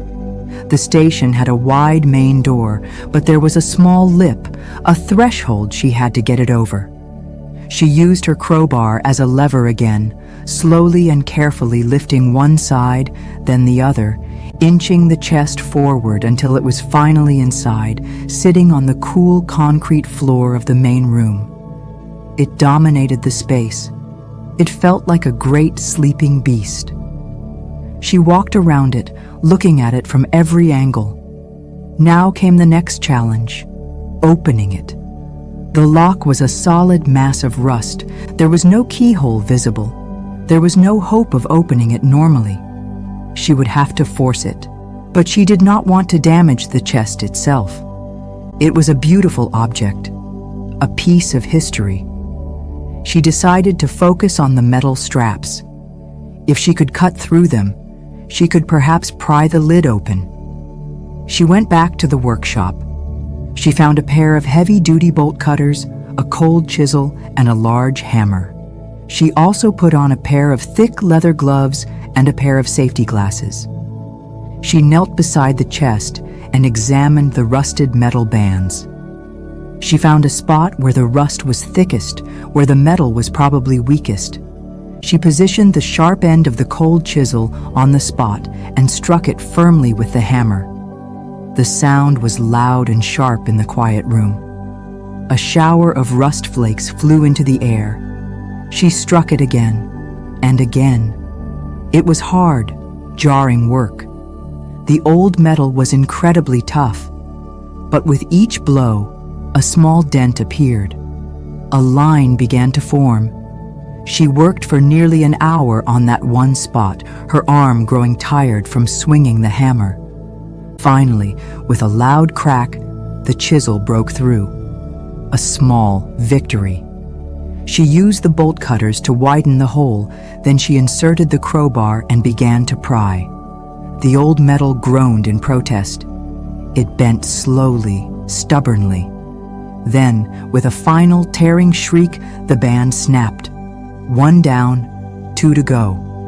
She took a break, her hands trembling from the effort. She looked at the broken strap. It had taken so much work to break this one small piece. The person who had built this chest had built it to last. They had built it to protect whatever was inside. This thought made her even more curious. What was so precious that it needed this much protection? She worked on the next 2 straps. It was the same slow, difficult process. Chisel, hammer, crowbar. The sounds of her work filled the station. The sharp crack of the hammer, the low groan of bending metal, the final sharp snap as each band broke. At last, all 3 straps were broken. The lid was held on now only by the ancient, rusted hinges at the back and the frozen lock at the front. She put the crowbar into the crack at the front of the chest and heaved. The hinges at the back screamed, a high, thin sound of tortured metal. The lid began to lift. It was incredibly heavy. She had to use all her strength. Inch by inch, she lifted it until it was high enough to lean back against the wall. It was open. She stood back for a moment, her heart beating fast. She looked inside. The first thing that hit her was the smell. It was the smell of the deep ocean, of stale, trapped water, and of old, wet wood. It was a smell from 100 years ago. She peered into the dim interior. There was no gold. There were no jewels. The chest was not filled with treasure. It was filled with something much stranger. Lined up in neat, orderly rows were dozens of glass bottles. They were of all different shapes and sizes. Some were tall and thin, others short and round. They were packed in what looked like old, dried seaweed, which had cushioned them against the sea. Each bottle was sealed with a thick plug of dark wax, and through the glass, she could see that each one was filled with seeds. Tiny black seeds, larger brown seeds, pale, flat seeds, round, wrinkled seeds. An entire library of seeds. A collection of life preserved in glass. In the very center of the chest, there was a space between the bottles. In that space, resting on a bed of the dry seaweed, was a small package wrapped in what looked like dark, oiled leather. It was a small, flat square, tied securely with a thin cord. Her breath caught in her throat. A journal. It had to be a journal. She reached into the chest, her hands moving with a reverence she did not know she possessed. She touched one of the bottles. The glass was cool and smooth. The wax seal was intact. After 100 years at the bottom of the sea, the contents were still perfectly dry, perfectly preserved. It was a miracle of craftsmanship, a miracle of care. Then she reached for the leather-wrapped package. She lifted it out. It was surprisingly light. The cord that held it together was old and stiff. She worked at the knot with her fingers, her hands surprisingly gentle after the brutal work of opening the chest. The knot crumbled under her touch, turning to dust. She carefully unfolded the leather. The leather itself was stiff and cracked, but it had done its job. Inside, protected from the water, was a small, slim book. The cover was made of simple, plain cardboard. The pages were yellowed with age, but they were dry. She opened it to the first page. There, written in a neat, elegant hand, was a name and a date. Arthur Wells, botanist, May 1912. Marina felt a shiver run down her spine. 1912, more than 100 years ago. This was his book. This was his story. She sank to the floor, her back against the cool wall of the station, and began to read. The ink was faded, a pale brown against the yellowed paper, but the handwriting was clear and easy to read. The language was simple and direct, the writing of a scientist, a man of observation. The first entry began, "My name is Arthur Wells. I am a collector of seeds, not just any seeds. I collect the seeds of plants that are fading from the world. Plants that are becoming rare because the forests they grow in are being cut down, or the meadows they bloom in are being plowed under. I believe that every plant has a story, a purpose. To lose one is to lose a word from the great book of the world. For 10 years, I have traveled to the quiet, forgotten corners of my homeland, collecting these seeds. I have taken them from the last flower on a windswept cliff, from the final tree in a dying forest. My collection is my life's work. But my homeland is growing crowded. There is less and less room for wild things. So I am taking my collection on a journey. I am sailing to a new continent, a new world, where there is still land, still space for these plants to grow again. I am taking my ark of seeds across the great ocean in the hope of planting a new garden, a garden of memories. Marina paused, her fingers resting on the fragile page. An ark of seeds, a garden of memories. The words resonated deep within her. She felt an immediate and powerful connection to this man she had never met, this man who had been dead for a century. He was a keeper, just like her.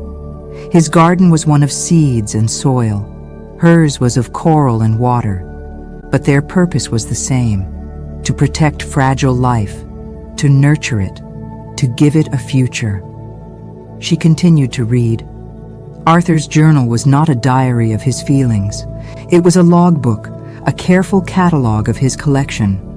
Each entry was dedicated to a different bottle of seeds. He described the plant each seed came from with a loving, meticulous detail. Bottle number 1, she read. The seeds of the ghost orchid, a flower as pale as moonlight that grows only in the deepest, oldest swamps. It smells of vanilla and night air. There is only one swamp left where it grows. I took these seeds from the last plant I could find. I hope to find a new, dark, damp place for it to be born again. He described the seeds themselves. They are as small as dust. 1,000 of them could rest on my thumbnail. It seems impossible that such a small thing could hold the promise of such a beautiful flower. Marina looked at the bottles in the chest. She could see one with tiny dust-like seeds inside, the ghost orchid. She felt as if she were holding a ghost in her hands. She read on, turning the pages with extreme care. Arthur described a tree called the crimson elm, whose leaves turned a brilliant, fiery red in the autumn. It had been hunted for its beautiful wood until almost none were left. He described a small, humble flower called the weaver's bell, which produced a fiber that could be woven into the softest cloth. It only grew in high mountain meadows that were now being used for grazing sheep.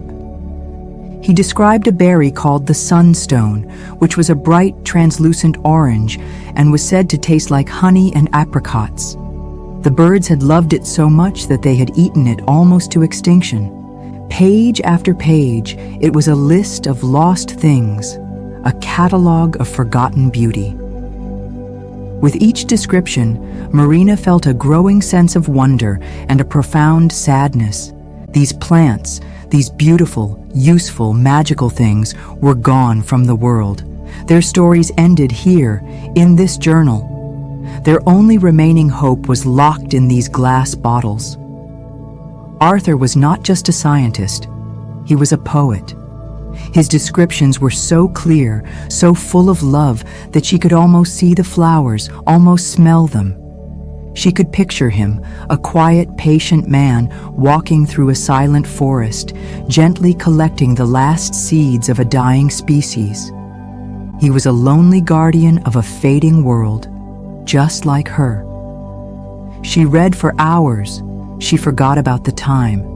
She forgot about her own destroyed garden. She was completely lost in Arthur's world, in his quest. The journal then shifted from a catalog of seeds to a record of his journey. He described the ship. It was called the Albatross. He described the feeling of being at sea, the endless blue of the water, the vastness of the sky. He wrote about his hope for the future. He had maps of the new continent, and he had already marked the places where he would plant his seeds. A swamp for the ghost orchid, a mountain slope for the crimson elm, a sunny meadow for the weaver's bell. His dream was so clear, so full of hope. It was a beautiful dream. Then came the last entry. The handwriting was different here. It was rushed, less neat. The ink was slightly smeared in places, as if the page had been damp. The storm came without warning, he wrote. A monster from the sea. The sky turned black. The waves are like mountains. The ship is breaking apart. The sound of splintering wood is all around me. I do not think we will survive the night. I have brought my chest up from the cargo hold. I have checked the seals on my bottles. I have wrapped this journal and placed it inside. It is all I can do. My journey is over. My dream of a new garden will die with me, but the seeds will remain. They are safe in their glass homes. Perhaps one day the sea will give up this chest. Perhaps one day a kind hand will find these bottles. If you are reading this, then a miracle has happened. Please, do not let their stories end here. Find a place for them. Plant them. Let them grow. Let there be beauty in the world again. That is my last and only hope. That was the end. The next page was blank. Marina closed the journal gently. Her hands were trembling. Her vision was blurry, and she realized her eyes were filled with tears.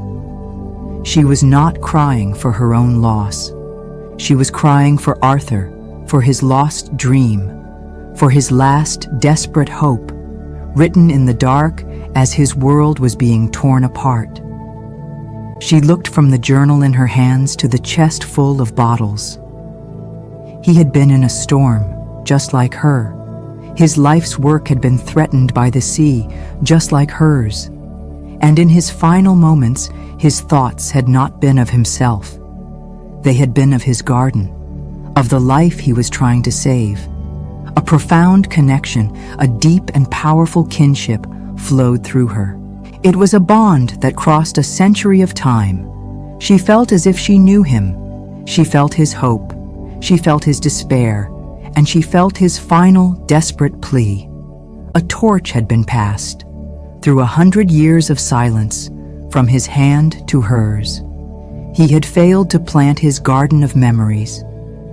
Now it was up to her. The thought was overwhelming. It was terrifying, but it was also the first real spark of hope she had felt since she had first seen the wreckage of her own garden. Her work was not over. A new, much larger, much more important work was just beginning. Chapter 6. A New Kind of Growth. Marina sat on the floor of the lab for a long time, the small, worn journal resting in her lap. The story it held was a heavy, beautiful weight. Outside, the sun was high in the sky, a new day moving forward.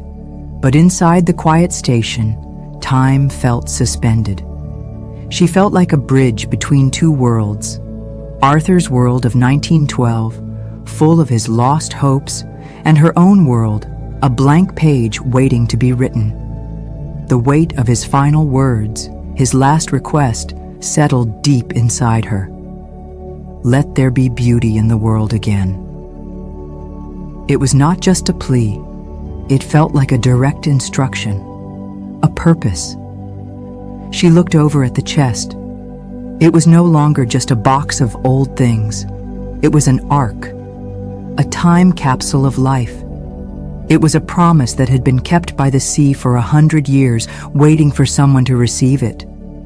And she was that someone. The responsibility of it was immense, almost crushing.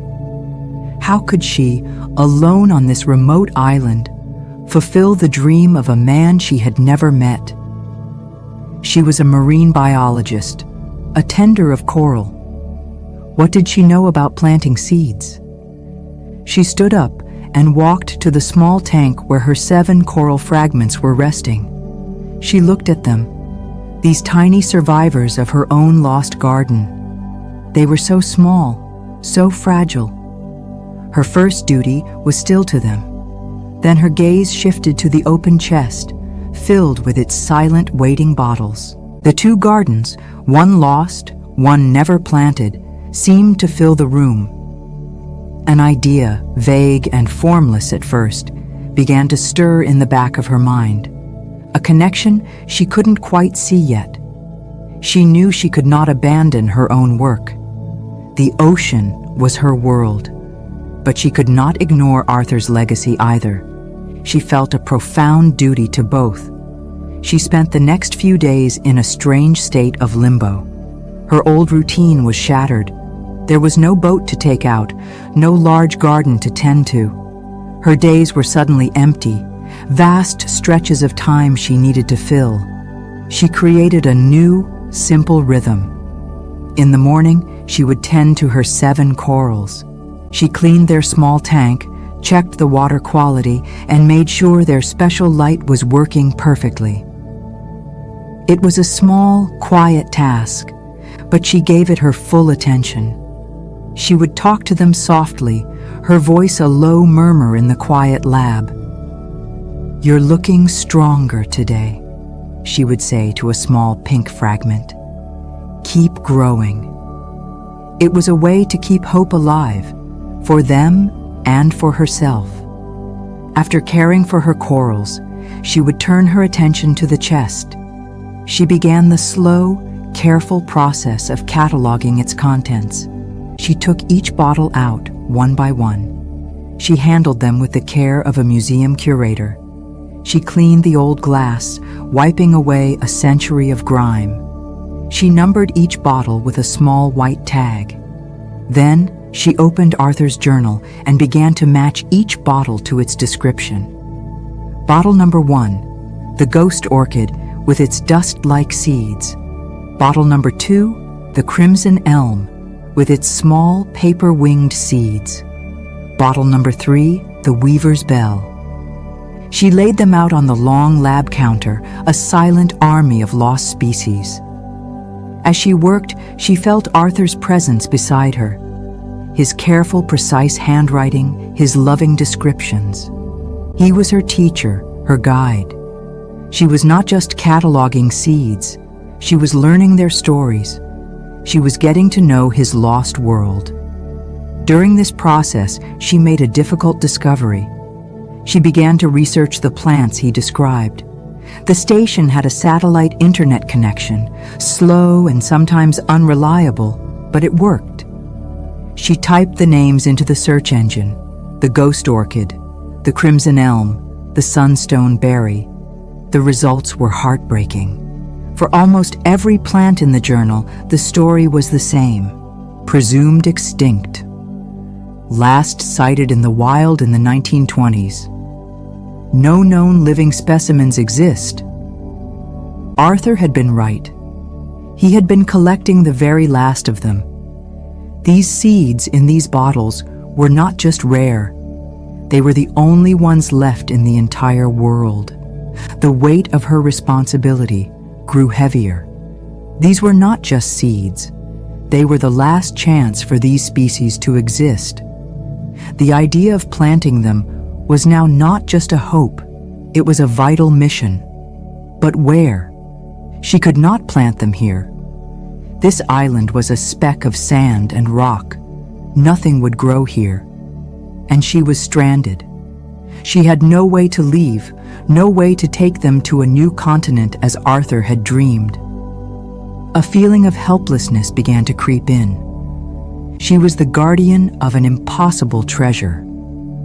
She had the key to bringing these beautiful things back to life, but she was locked in a room with no door. For several days, she felt trapped. She would sit on the deck, looking out at the endless ocean, the chest of seeds behind her, the destroyed garden beneath the waves in front of her. She was caught between two lost worlds. She felt a deep frustration, a sense of cosmic unfairness. The storm had taken her garden, and in its place had given her a task she could not complete. It felt like a cruel joke. Her thoughts circled endlessly. What could she do? She could call for help on the satellite phone. She could tell the world what she had found. Scientists would come. They would take the seeds away to a proper facility. They would be safe. It was the logical, responsible thing to do. But the thought left her feeling cold and empty. Arthur had not entrusted his seeds to a committee or an institution. His last words were a personal plea. Let there be beauty in the world again. He had wanted his seeds to be planted, not stored in a freezer. He had wanted a garden, not a museum exhibit. She felt a fierce, protective instinct. These were her responsibility. They were Arthur's legacy, and now they were hers too. One afternoon, she was sitting in the lab, staring at the rows of bottles on the counter. Next to them, on the same counter, was the small tank with her 7 coral fragments.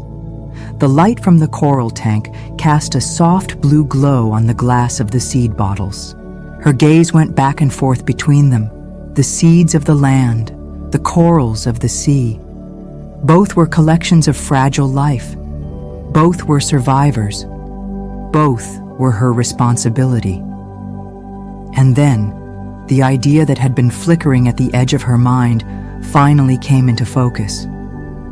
It was a strange idea, a wild idea, an idea that was probably impossible, but it felt right. It felt like the only answer. What if she didn't have to choose? What if she could honor both gardens at the same time, in the same place? She would not just rebuild her coral nursery. She would create something entirely new. She would build a new kind of garden beneath the waves, a place where the memory of Arthur's lost world could live on. The idea took hold of her, and for the first time since the storm, she felt a surge of pure, unbridled excitement. Her mind, the mind of a scientist and a problem solver, began to race. She could not plant the seeds in the ocean, of course. They were land plants. They would die. But she could use their shapes, their forms, their stories. She pulled Arthur's journal towards her and opened it to his drawing of the crimson elm. It was a beautiful, spreading tree with graceful, arching branches. She looked at that drawing, and in her mind, she saw it on the sea floor. She imagined a structure made of clean, sea-safe metal, welded together to mimic the shape of the tree.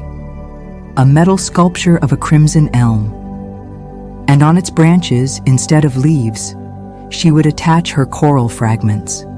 They would grow, encrusting the metal, covering it in a living skin of pink and green and purple. A coral tree. Her mind was on fire now. She flipped through the journal, the weaver's bell, a delicate, drooping flower. She could build frames in the shape of bells and plant the soft, feathery corals inside them, so they would sway in the current like the soft fibers the plant was known for. The ghost orchid. She could create a twisting, elegant structure and attach the palest white corals to it, creating a ghostly, beautiful presence in the blue water. She could build an entire underwater forest of these lost plants. It would not be a restoration of what was lost. It would be a tribute, a memorial, a place where the stories of these extinct plants could be told in a new language, the language of the sea. It would be a garden of memories, just as Arthur had dreamed. But it would be her garden too, a fusion of his world and hers. A place born of loss, but dedicated to a new kind of growth. The idea was audacious. It was art as much as it was science. But it felt true. It felt like the only way to honor both the life in her hands and the life that was lost. It solved everything. She would be using her skills, her knowledge of the ocean, to fulfill his last wish. She was not abandoning her work. She was transforming it. This new garden would be stronger than the old one. The metal structures would be heavy, anchored deep in the sand. They would be designed to withstand a storm, and they would be more than just frames for growing coral. They would be complex habitats, offering more nooks and crannies for fish and other sea creatures to live in than her simple old frames ever did. It was a better design, both ecologically and spiritually. A profound sense of peace and purpose settled over her. The helplessness she had felt was gone, replaced by a clear, bright vision. She knew what she had to do. Now, the scientist in her took over. The dreamer had provided the vision. The engineer had to make it a reality. She spent the next week in a fever of planning. She took out large sheets of paper and began to draw. She sketched the shapes of the plants from Arthur's journal, simplifying them, thinking about how to translate their organic forms into strong, stable metal structures. She calculated angles and stress points. She thought about materials. The station had a supply of stainless steel rods and pipes in the workshop. It was a material she knew was safe for the marine environment. It would be perfect. She planned out her first sculpture. She would start with the crimson elm. It was a strong, simple shape, a good place to begin. She drew it from every angle, making detailed notes on where the welds would go, how it would be anchored to the sea floor, and where she would place the first coral fragments. The planning phase was exciting, but it also highlighted a major problem. She had the materials. She had the skills to weld and build. She had learned as part of her training for this isolated post. But she only had 7 coral fragments. It was not enough to create a forest. It was barely enough for a single branch. She needed more. This thought was daunting. The nearest healthy coral reefs were miles away. Without a boat, she had no way to get to them to collect new, healthy fragments. She was stuck again. For a moment, the familiar feeling of frustration returned. But then she pushed it away. She would not be stopped by this. She would solve this problem just as she had solved the others. She would start with what she had. She would build the first tree. She would attach the 7 fragments. And she would trust that a solution for the rest would come. She had to believe in the process. She had to believe in her new dream.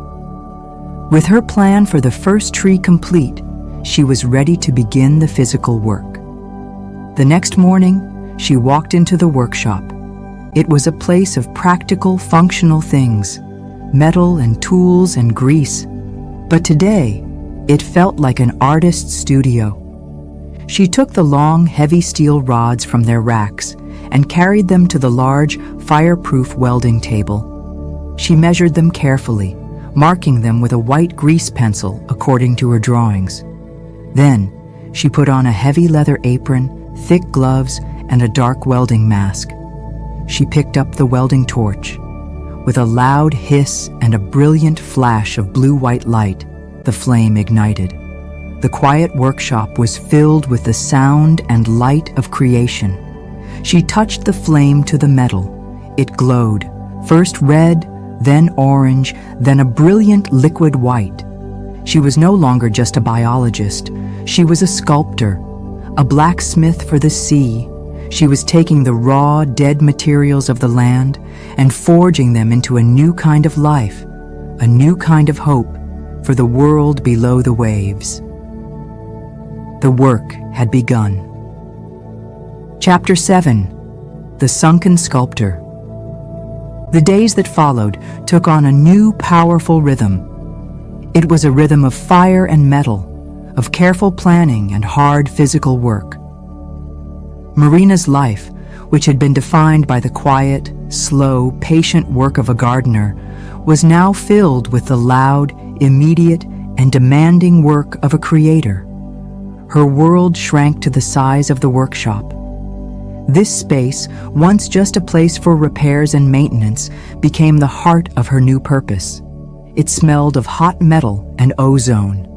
The bright, sharp flash of the welding torch became as familiar to her as the rising sun. She woke each morning not with a sense of loss for the garden that was gone, but with a driving energy to build the one that was to come. Her hands, which had been trained to be gentle, to handle the most delicate of living tissues, now became strong and sure with heavy tools. She learned the feel of the steel, its stubborn resistance, and the exact moment when it would yield to the heat. Her first project, the Crimson Elm, took shape slowly. It was a process of translation, of turning a two-dimensional drawing from a 100-year-old journal into a three-dimensional object of substance and weight. She started with the trunk.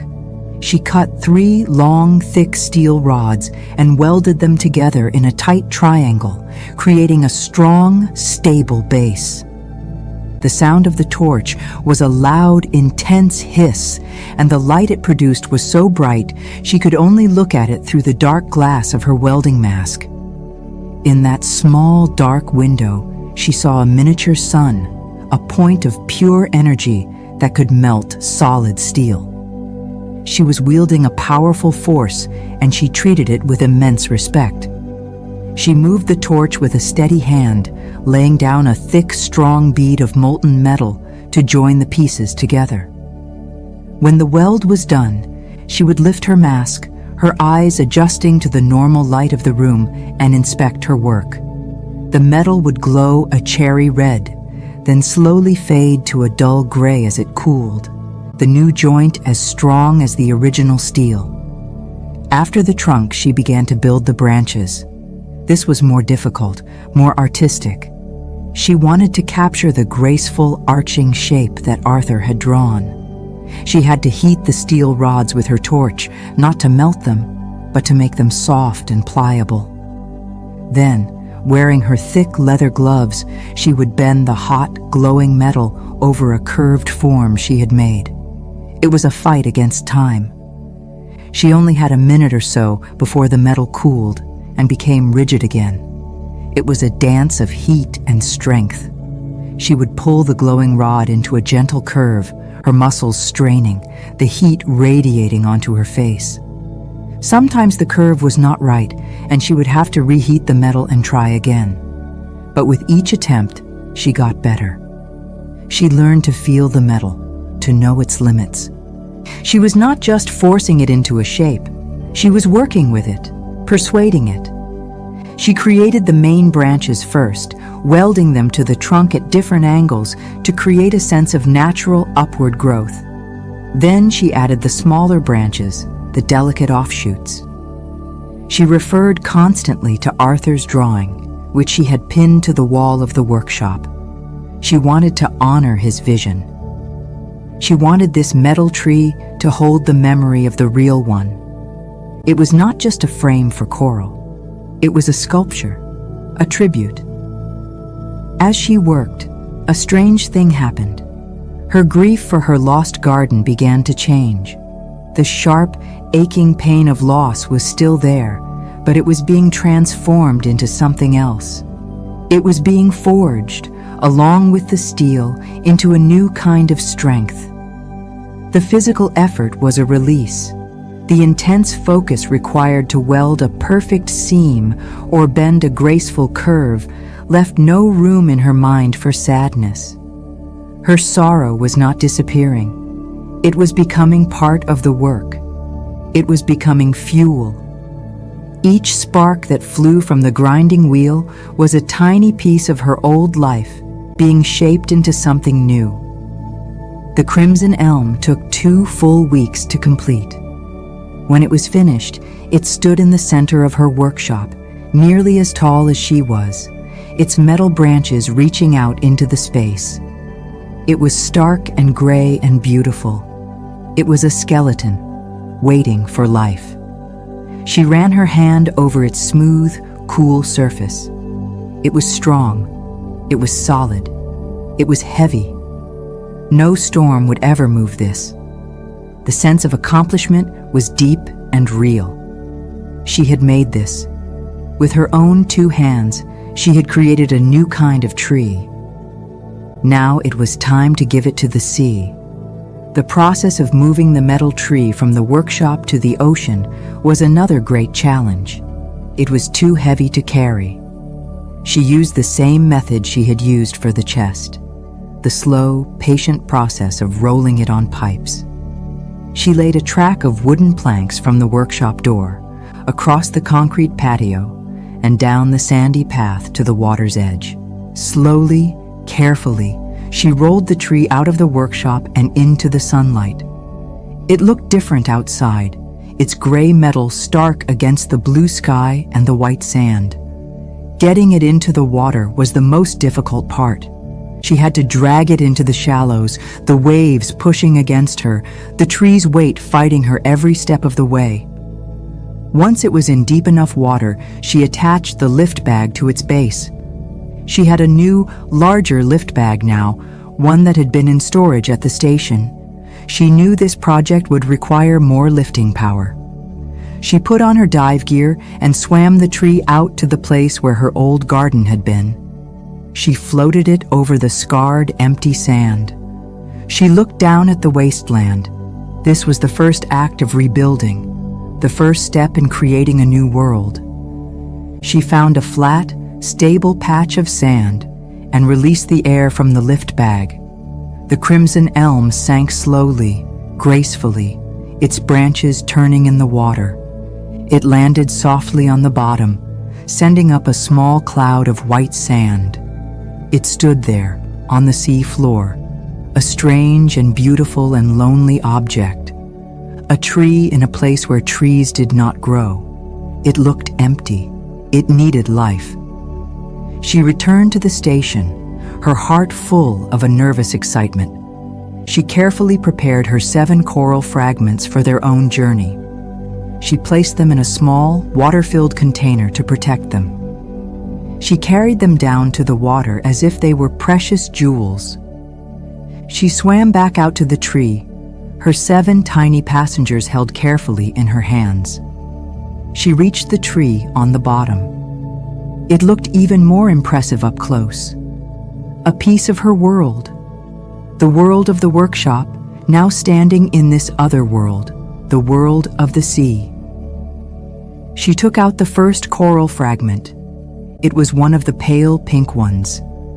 Using a special underwater epoxy, a strong, quick-drying glue, she attached it to one of the metal branches. The small spot of living color looked brilliant against the dull gray steel. It was a promise. She attached the other 6 fragments, placing them on different branches, giving each one space to grow. 7 small spots of life on a large, empty tree. It was a very small beginning. It looked almost hopeless, but it was a start. She had planted her first tree. She had honored her own survivors. She had begun to fulfill her promise to Arthur. Now she faced her next great problem. 7 corals were not enough. She needed hundreds, thousands to create the forest she imagined. But she had no boat. The problem seemed impossible. For a few days, she simply focused on what she could do. She began to work on her next sculpture. She chose the weaver's bell, a more complex and delicate shape. She spent her days in the workshop, cutting and welding, and her afternoons in the water, checking on her 7 small pioneers. She watched them for any signs of stress, cleaning the metal around them to make sure no algae grew. They seemed to be doing well. They seemed to like their new, strange home. But the thought of where to get more coral was a constant, low-level worry in the back of her mind. One afternoon, Kaylin arrived. She had almost forgotten it was Tuesday. She had been so lost in her work. She heard the low, familiar hum of his boat engine, and her heart leaped. He was her connection to the outside world. Maybe he was the answer to her problem. She went down to the shore to meet him. There was no dock anymore, so he had to anchor his boat in the shallows and wade to the beach. He was carrying a small, waterproof box. His face was full of concern. "Marina," he said, his voice full of a worry she had never heard before. "I heard the storm came right over you. I tried to get a report, but all communications were down. I was worried." "I'm okay, Kaylin," she said, and she was surprised to find that it was true. "The station is fine. It's strong. Your dock is gone," he said, looking at the splintered posts. "And your boat." "I know," she said quietly. "The storm took them." He looked at her, his weathered face full of a deep, simple empathy. "I am so sorry about your garden," he said softly. He knew how much it meant to her. She had told him about it, bit by bit, during their short weekly meetings. "It's gone," she said, "completely." She thought she would feel a wave of sadness as she said the words, but instead, she felt a strange sense of peace. It was a fact. It was part of her story now. "But I'm building something new," she said, and a real, genuine smile touched her lips. "Something different. Something better, I think." He looked at her, a question in his kind eyes. She took a deep breath and told him everything. She told him about the devastation of her garden. She told him about finding the chest. She told him about Arthur Wells and his ark of seeds. She told him about her wild, impossible new idea, the garden of sunken sculptures. She took him to the workshop and showed him the half-finished frame of the weaver's bell. He ran his rough hand over the smooth, curved metal. He did not say anything for a long time. He just looked and listened. When she was finished, he looked at her with a new expression on his face. It was a look of deep respect. "You have been busy," he said, his voice a low rumble. "Very busy."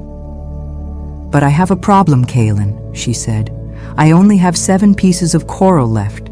I need more. I need to get to the outer reefs to collect new fragments, but I have no boat." Kaylin looked out at the ocean, his gaze distant. He was a man who thought slowly and deeply.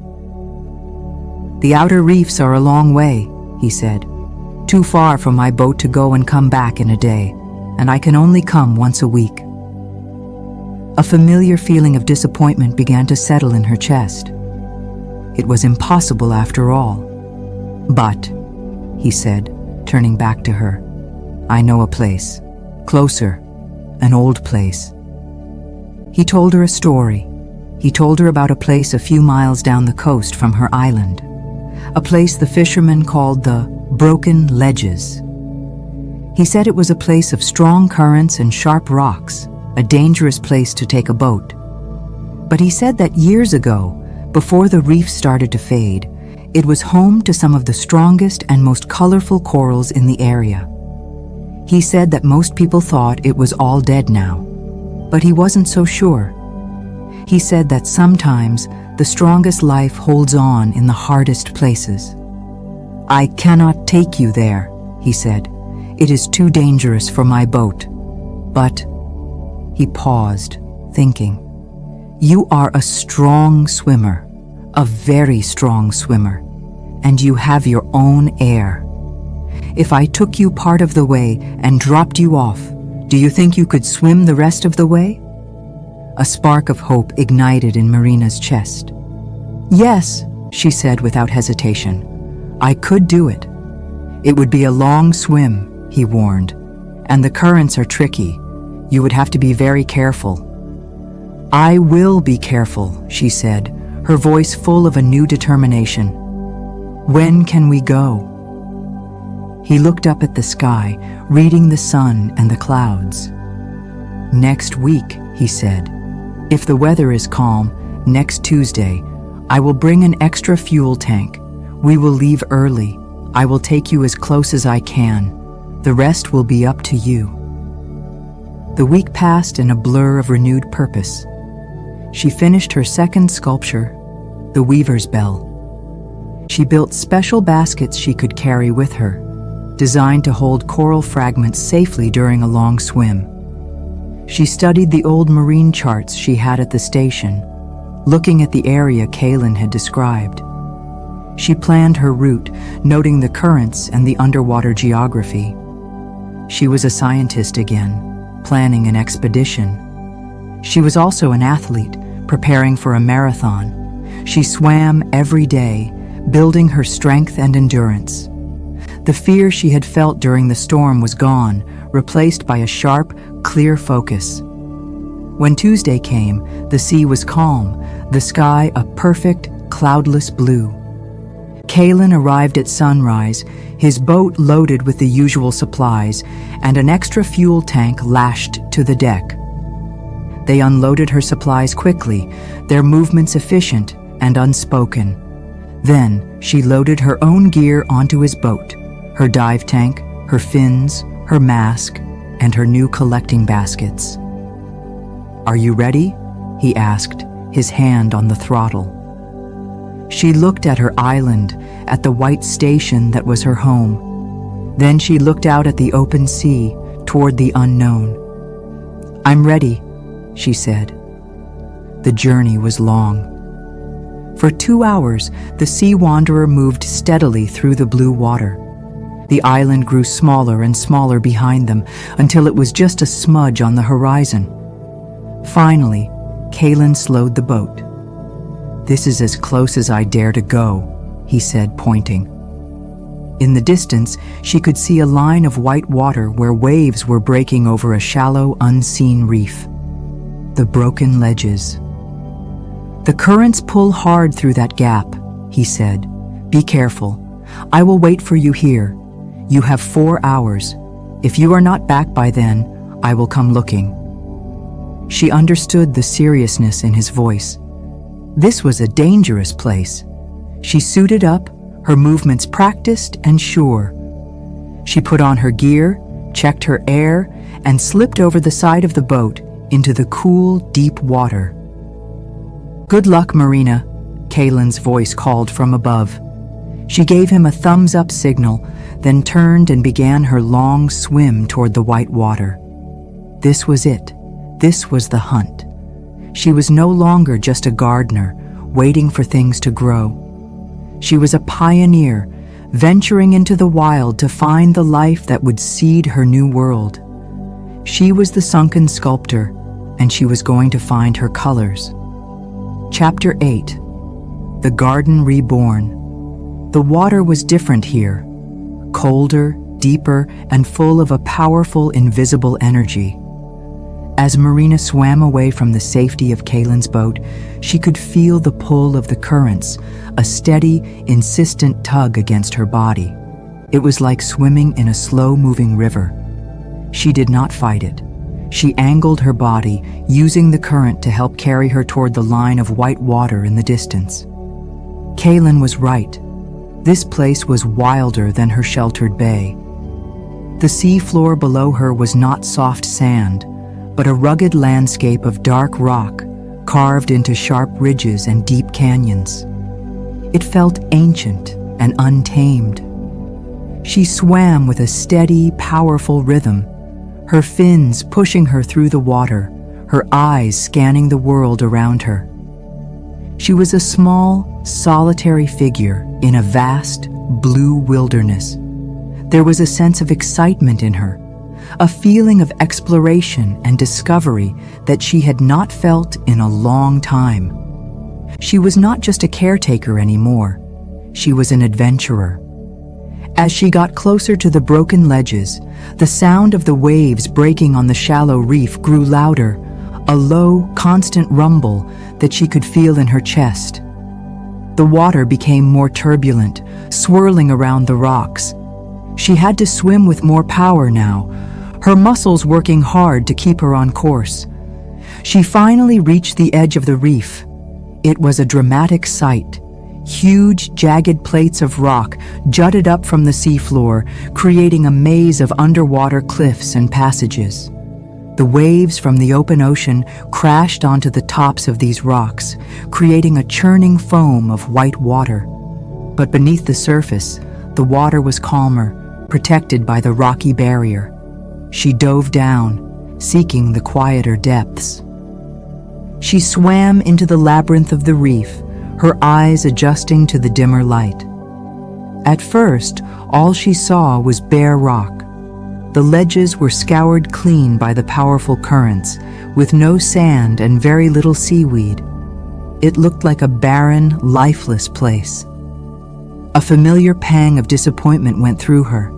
Had Kaylin been wrong? Was there nothing here? She kept swimming, deeper into the maze. She reminded herself of his words. Sometimes, the strongest life holds on in the hardest places. She was looking for survivors, just as she had been after the storm. She rounded a massive pillar of rock and entered a deep, narrow canyon. The water here was very still, sheltered from the main currents. The light was dim, filtering down from above in pale blue shafts. And then she saw it, a flash of color.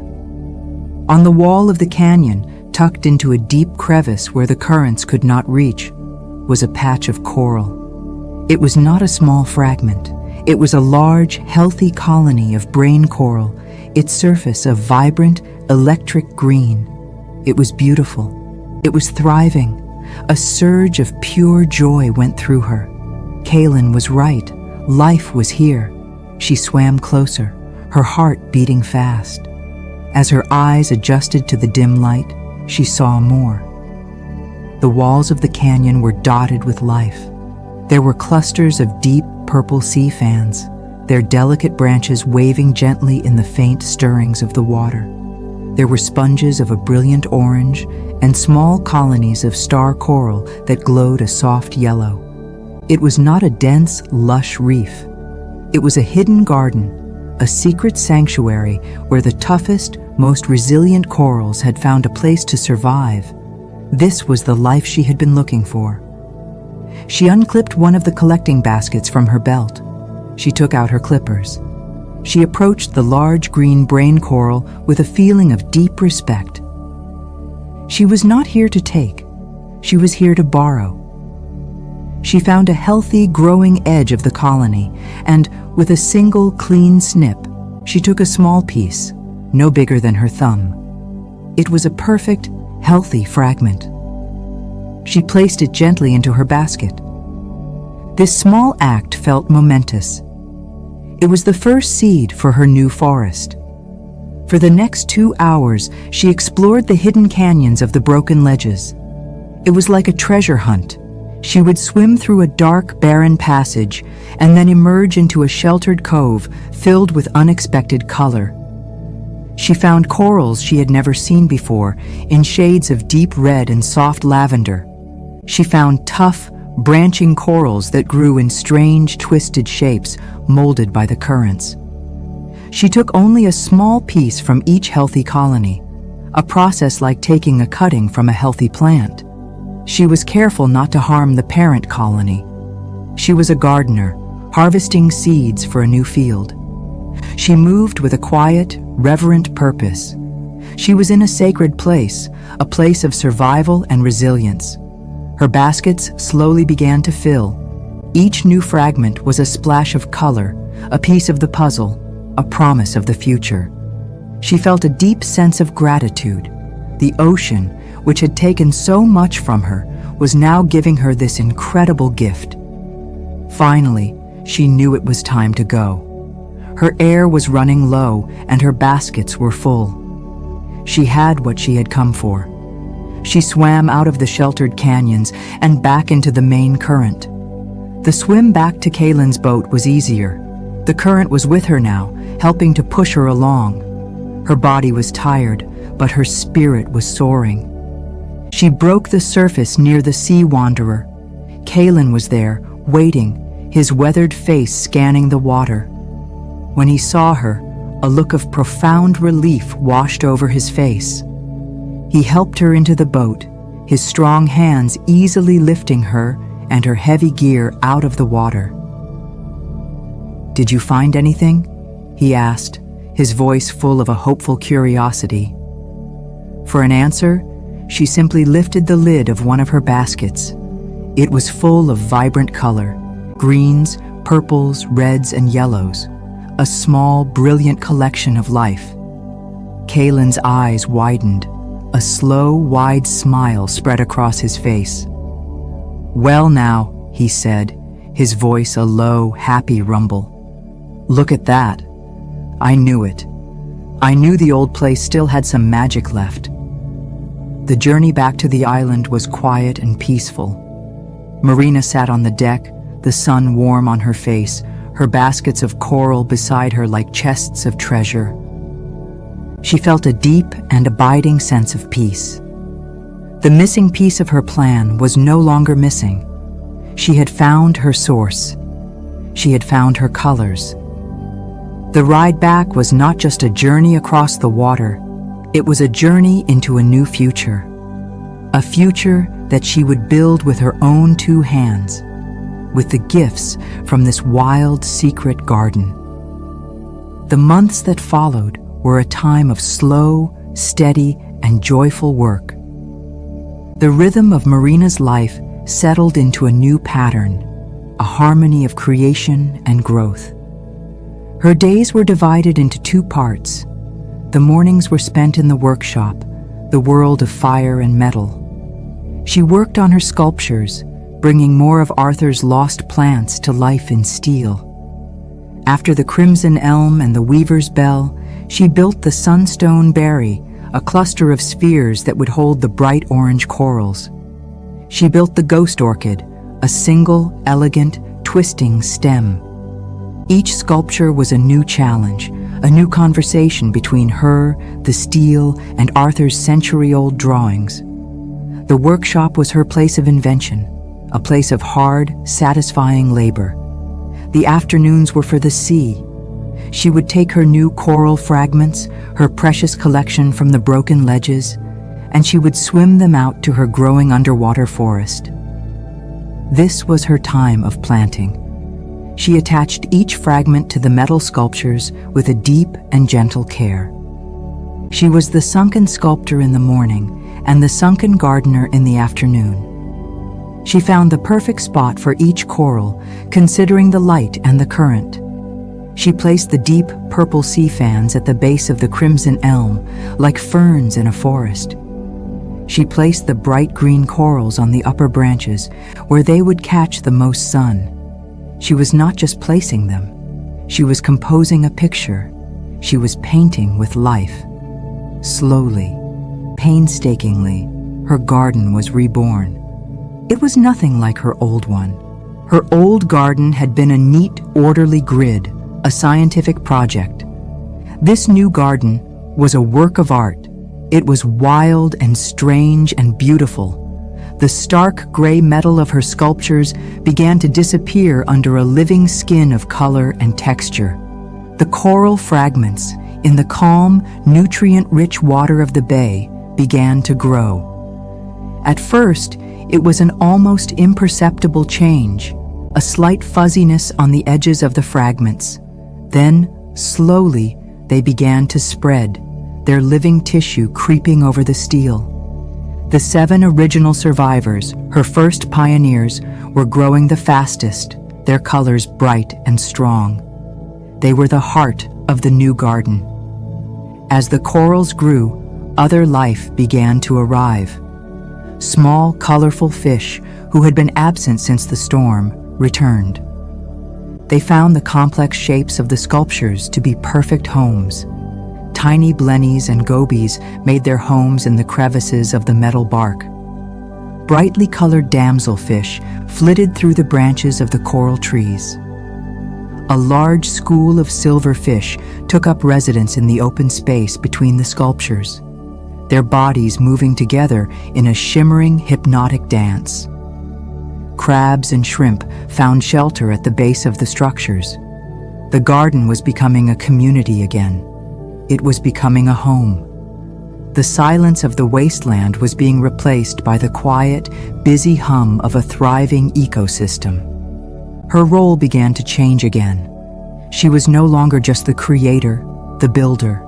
She was a caretaker, a guardian, a watcher.